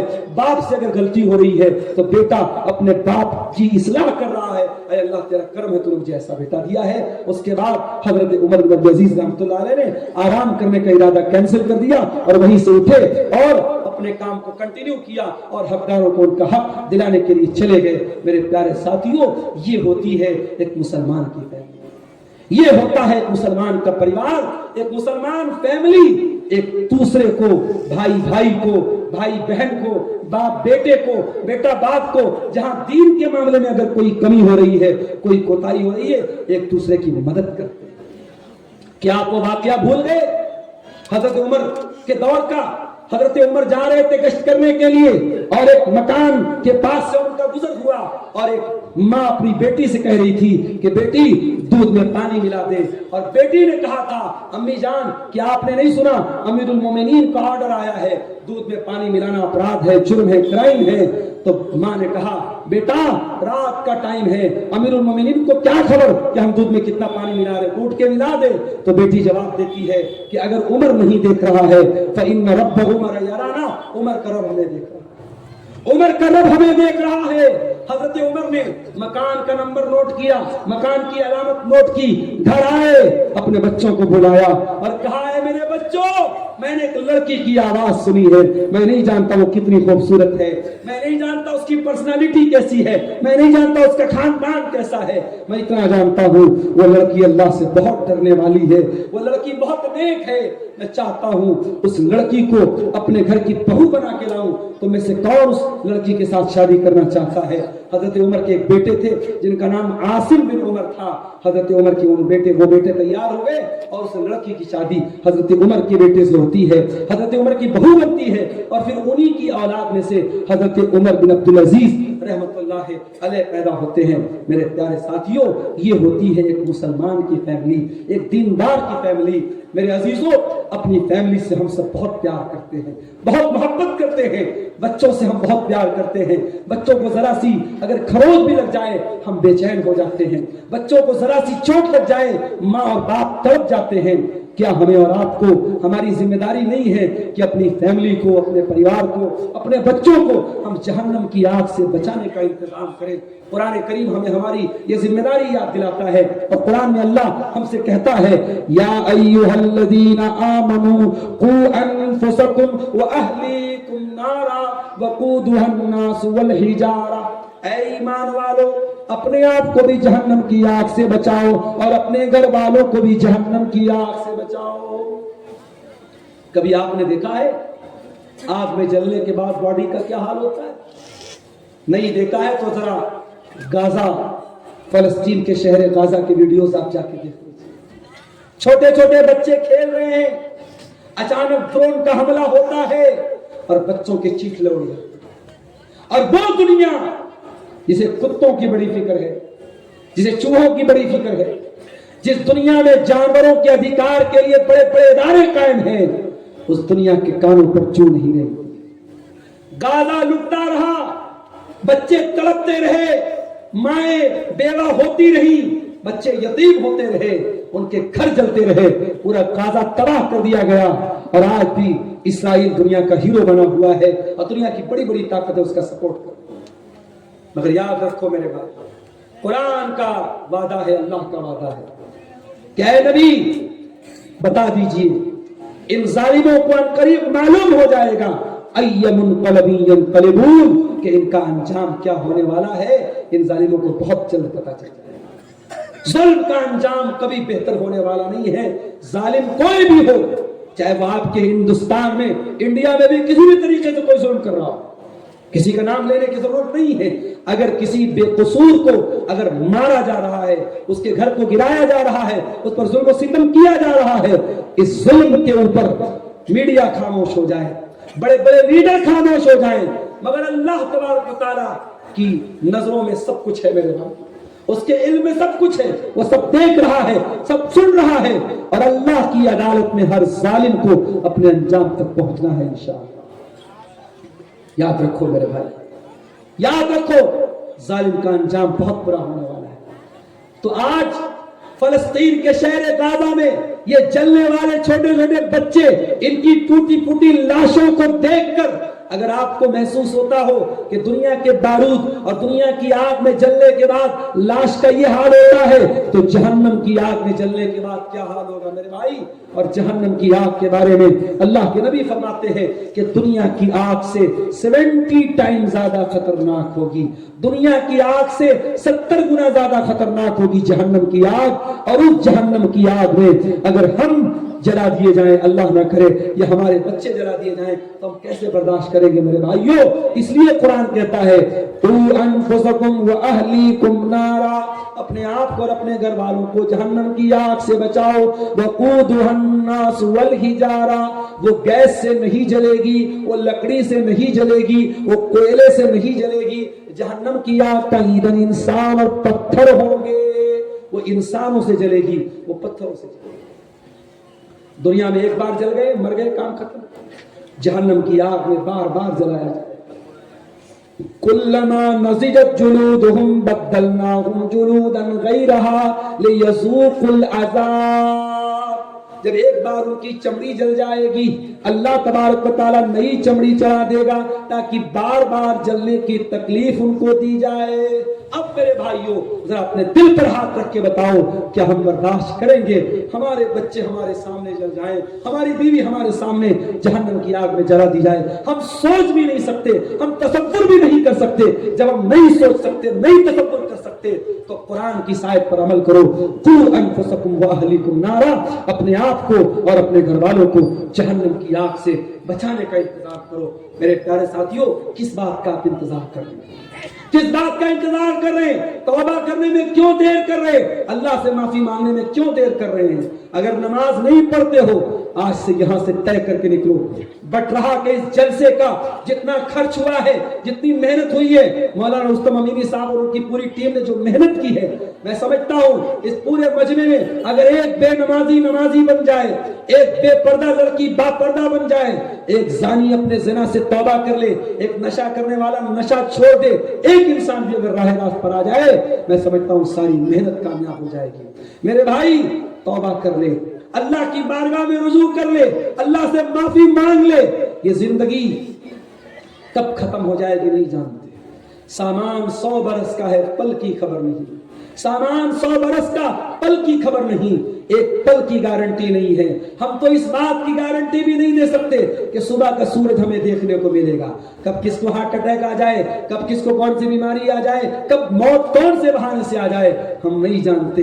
میرے بھائی اس کے پہلے کی موت آ جائے اللہ سے توبہ کر لو، کیونکہ جب موت آ جائے گی پھر دوبارہ چانس ملنے والا نہیں ہے، پھر دنیا میں لوٹایا جانے والا نہیں ہے۔ حتی اذا جاء احدهم الموت قال رب ارجعون، میرے بندے جب موت کا ٹائم آئے گا تو بندہ کہے گا اللہ مجھے دوبارہ دنیا میں ایک بار جانے کا موقع دے دے، لعلی اعمل صالحا فیما ترکت، اے اللہ میں وعدہ کرتا ہوں میں دنیا میں دوبارہ آنے کے بعد نیک عمل کروں گا۔ اللہ فرماتا ہے کلا، ہرگز ایسا ہونے والا نہیں ہے، انہا کلمۃ ہوا قائلھا، میرے بندے یہ تو بس ایک بات ہے جو تیرے منہ سے نکل رہی ہے، یہ بات کبھی پوری ہونے والی نہیں ہے۔ وَمِن وَرَائِهِمْ بَرْزَخٌ إِلَىٰ يَوْمِ يُبْعَثُونَ، اب قیامت تک تجھے برزخ میں رہنا ہے، قبر کی زندگی گزارنا ہے۔ مرنے کے بعد کوئی آتما واتما نہیں آتی۔ یہ بالی ووڈ کی فلموں میں ہوتا ہے، یہ سیریلوں میں ہوتا ہے کہ آتما واپس آتی ہے۔ ہمارے اسلام میں آتما کے روح کے واپس آنے کا کوئی کانسیپٹ نہیں ہے۔ مرنے کے بعد ہم اور آپ برزخ میں جائیں گے اور وہاں اپنے عمل کے اعتبار سے اچھے یا برے حالت میں رہیں گے اور پھر آخرت میں حساب و کتاب ہوگا۔ میرے عزیزوں اس وقت کے آنے کے پہلے توبہ کر لو۔ میں پھر سے جو شروع میں نے آیت پڑھی تھی اسی آیت کو پھر سے آپ کو یاد دلا رہا ہوں۔ الم یأن للذین آمنوا ان تخشع قلوبهم لذکر اللہ، کیا ایمان والوں کے لیے ابھی بھی وہ وقت نہیں آیا کہ اللہ کا کلام سن کر کے ان کے دل پگھل جائیں؟ میرے بھائی ایک مومن کی نشانی یہ ہے، ایک مومن کی پہچان یہ ہے، اللہ کا نام اس کے سامنے لیا جائے تو وہ کانپ جائے۔ انما المؤمنون الذين اذا ذكر الله وجلت قلوبهم واذا تليت عليهم آياته زادتهم ایمانا۔ ارے مومن تو وہ لوگ ہیں جب اللہ کا نام لیا جائے ان کا دل کانپ جائے اور جب قرآن پڑھا جائے ان کے ایمان میں اضافہ ہو جائے۔ ایک آخری واقعہ سنا کے بعد ختم کر رہا ہوں۔ آپ دیکھیے بنی اسرائیل کا وہ واقعہ یاد کیجئے جو 3 لوگ ایک غار میں پھنسے تھے اور تینوں نے اللہ سے اپنے اپنے نیک عمل کا وسیلہ مانگا تھا۔ اس میں سے ایک انسان نے کہا تھا کہ اے اللہ इन्नहु कानत ली बिन्तु अम्मी, मेरी एक चचा की लड़की थी और मैं उससे बहुत मोहब्बत करता था। एक मर्द किसी औरत से जितनी मोहब्बत कर सकता है मैं उतनी मोहब्बत उस लड़की से करता था, लेकिन हराम मोहब्बत करता था। इस्लाम में हलाल मोहब्बत एक ही है और वो निकाह के जरिए मोहब्बत होती है। निकाह के अलावा जितनी मोहब्बत है ये बकवास है, ये हराम है, ये हवस है, ये वासना है, ये लश्त है।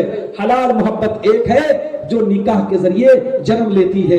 वो लड़का कहता है, ऐ अल्लाह, मैं अपनी चचा की लड़की से बहुत मोहब्बत करता था। एक बार सूखा पड़ गया, कहत पड़ गया, गांव में लोग अनाज के दाने दाने को तरस गए। मैं पैसे वाला आदमी था, मेरे पास बहुत अनाज था, बहुत पैसा था। वो चचा की लड़की मेरे पास आती है और मुझसे 100 दिरहम मांगती है।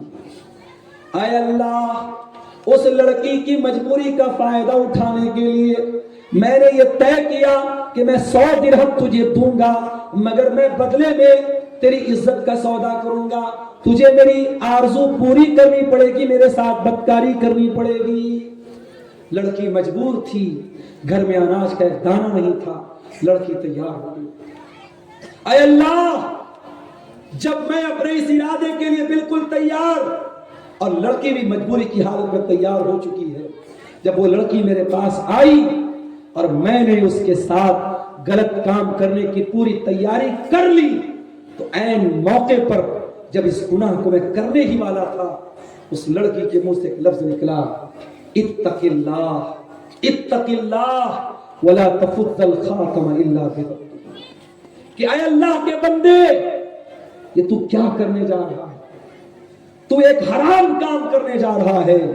अल्लाह से डर, और जिस चीज की अल्लाह ने तुझे अथॉरिटी नहीं दी है, जिस चीज का हक नहीं दिया है, उस चीज को इस्तेमाल करने का तुझे कोई राइट नहीं है, वो काम तू मत कर। इतना सुनना था। ऐ अल्लाह, उसने तेरा नाम लिया था, मैं जिना करने वाला था, मैं बदकारी करने वाला था, तेरा नाम उस लड़की ने लिया। तेरा डर मेरे दिल में पैदा हुआ। मैंने कहा, जा, मैं ये काम नहीं करूंगा। मैंने उसको जाने दिया। 100 दिरहम भी, 100 दिनार भी उसको दे दिए। ऐ अल्लाह, ये काम अगर मैंने तेरे डर से किया है और तेरी खुशी के लिए किया है, तो हमारी इस मुसीबत को दूर कर दे। अल्लाह के नबी फरमाते हैं, वो 3 लोग थे, तीनों ने अलग अलग दुआ की थी, तीनों की दुआ को अल्लाह ने कबूल किया। और जो उस गुफा के दहाने पर जो चट्टान आकर के उनका रास्ता जिसने बंद कर दिया था, वो चट्टान हट गई और तीनों गार में से निकल गए। मेरे अजीज साथियों, ये तकवा, ये अल्लाह का डर, ये ईमान की निशानी है। मैं जानता हूं ये मुश्किल दौर है, ये बेहयाई का दौर है, ये बेशर्मी और बेगैरती का दौर है, मगर इस दौर में भी मुश्किल है, नामुमकिन नहीं है। मेरे नौजवान भाइयों, मेरी नौजवान बहनों, हराम के ऑप्शन बहुत मिलेंगे, हलाल का ऑप्शन लिमिटेड मिलेगा, मगर हमेशा हलाल को अपने लिए काफी समझना, हराम रास्ता कभी मत अपनाना। और अगर कभी जिंदगी में कदम बहकने लगे, जिंदगी में गलत रास्ते की तरफ कदम जाने लगे, तो यूसुफ अलैहिस्सलाम को याद कर लेना। मेरे नौजवानों, अगर तुम स्मार्ट और हैंडसम हो और तुम्हें ये डर है कि तुम लड़कियों के चक्कर में फंस जाओगे, और मेरी बहनों, अगर तुम बहुत खूबसूरत हो और तुम्हें इस बात का डर है कि तुम्हारी खूबसूरती तुम्हें बदकारी और ज़नाकारी के फितने में डाल देगी, तो अपनी बहनों से भी कहना चाहूंगा, अपने भाइयों से भी कहना चाहूंगा कि याद कर लेना, अल्लाह का एक बंदा था जिसका नाम यूसुफ था। और यूसुफ अलैहिस्सलाम इतने खूबसूरत थे, इतने खूबसूरत थे कि अल्लाह के नबी फरमाते हैं, दुनिया की आधी खूबसूरती यूसुफ को दी गई। इतने खूबसूरत थे कि उनको देखकर मिस्र की औरतों ने अपने हाथ काट डाले थे। लेकिन वही यूसुफ जिस औरत के घर में रहते थे, जिसका नाम जुलेखा, उलमा ने और उलमाए तफसीर ने उसका नाम बताया जुलेखा। जुलेखा नाम की वो औरत जिसके घर में यूसुफ अलैहिस्सलाम रहते थे, बहुत खूबसूरत थी। उसने एक दिन मौका देखा और घर के सारे दरवाजे बंद कर दिए और घर के अंदर अकेले यूसुफ है, वो औरत है। आज तो हमारा नौजवान ज़िनाकारी और बदकारी के मौके तलाश करता है, किसी लड़की का नंबर मिल जाए, किसी लड़की का कांटेक्ट मिल जाए, किसी से राहो रस्म बढ़ाने का रास्ता मिल जाए। यूसुफ को तो रास्ता मिल रहा है, लड़की खुद बुला रही है, औरत खुद बुला रही है, घर के दरवाजे बंद, खिड़कियां बंद, कोई सीसीटीवी कैमरा नहीं, कोई मोबाइल की रिकॉर्डिंग का डर नहीं, किसी पुलिस का डर नहीं। औरत खुद उस घर की मलका है और औरत खुद कह रही है, हाय तलक, اے یوسف آ جاؤ میری باہوں میں. قال معاذ اللہ انہ ربی احسن مثوایا انہ لا یفلح الظالمون. حضرت یوسف نے کہا نہیں میں اللہ کی پناہ چاہتا ہوں. اے زلیخا، اے اس گھر کی ملکہ، اے میری مالکن، میں یہ کام نہیں کر سکتا، میں اتنا نمک حرام نہیں ہوں.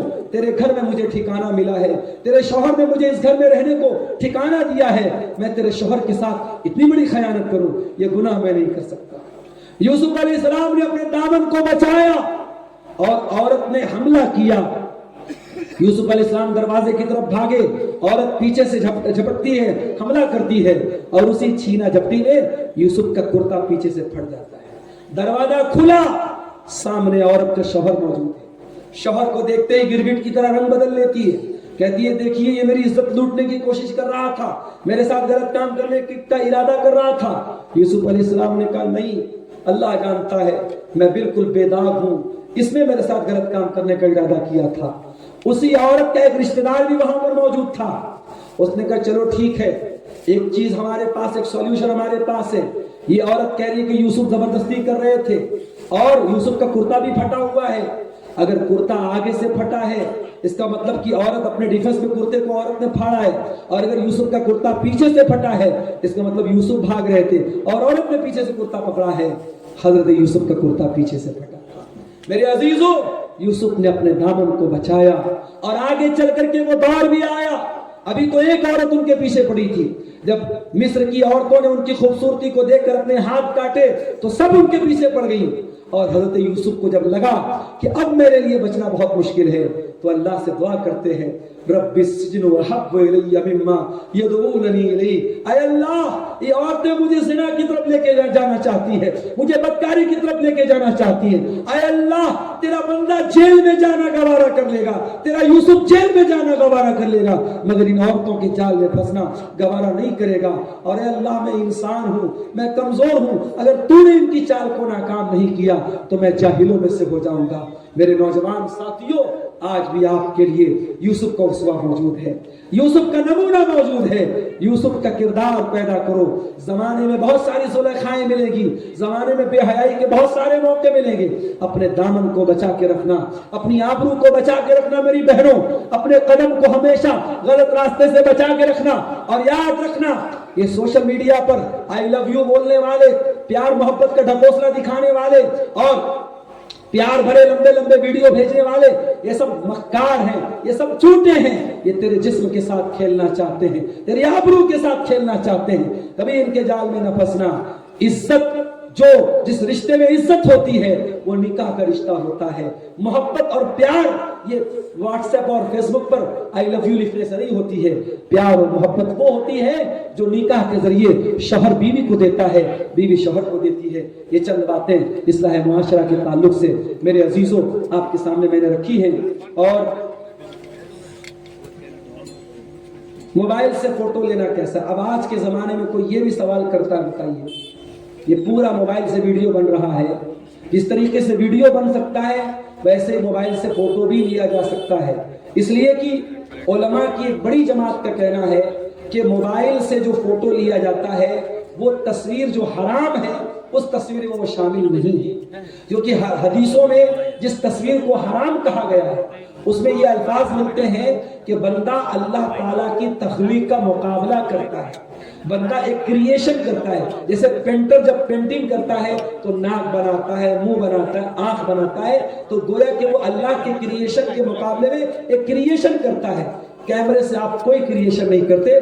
کیمرہ آپ نے سامنے رکھا، کیمرے نے پھٹاک سے فوٹو لے لیا، ایک کیپچر کر لیا، ایک عکس لے لیا، تو یہ کیپچر ہے، یہ کوئی پینٹنگ نہیں ہے، کوئی پورٹریٹ نہیں ہے. اس لیے کیمرے کی تصویر کو حرام نہیں کہا جا سکتا. ہاں، غیر ضروری استعمال نہ کیا جائے. جیسے آج کل سیمانچل کے جلسوں میں ایک بلا آئی ہے کہ بڑے بڑے پوسٹر پہ علماء کے فوٹو چھپے رہتے ہیں. اور بنگال میں نے دیکھا کہ پروگرام سے 2 کلومیٹر دور ہائی وے پر اور گاؤں کی جہاں سے روڈ شروع ہوتی ہے وہاں بڑے بڑے فاٹک لگے ہیں اور فاٹک پر بڑے بڑے فوٹو لگے ہیں. معاف کیجئے، وہ فوٹو دیکھ کر کے شاید عبدالغفار صاحب کو لوگ دیکھ کر کے خوش ہو جاتے ہوں، مگر میں اس بات کو لائک نہیں کرتا، پسند نہیں کرتا۔ میں تقریروں میں بول چکا ہوں یہ غلط ہے۔ آج آپ تصویر لگا رہے، کل اسٹیچو بھی لگنا شروع ہو جائیں گے، کل مجسمے بھی لگنا شروع ہو جائیں گے، کل بڑے بڑے بت بھی لگنا شروع ہو جائیں گے۔ حرام کام ہے میرے بھائی، اس سے ہمیں اور آپ کو بچنا چاہیے۔ باقی کیمرے کی تصویر کو مطلق طور پر حرام نہیں کہا جا سکتا ہے۔ اللہ سے ہم دعا کرتے ہیں رب العالمین ہم سب کو اپنی اصلاح کرنے کی توفیق عطا فرمائے۔ جو باتیں بیان کی گئی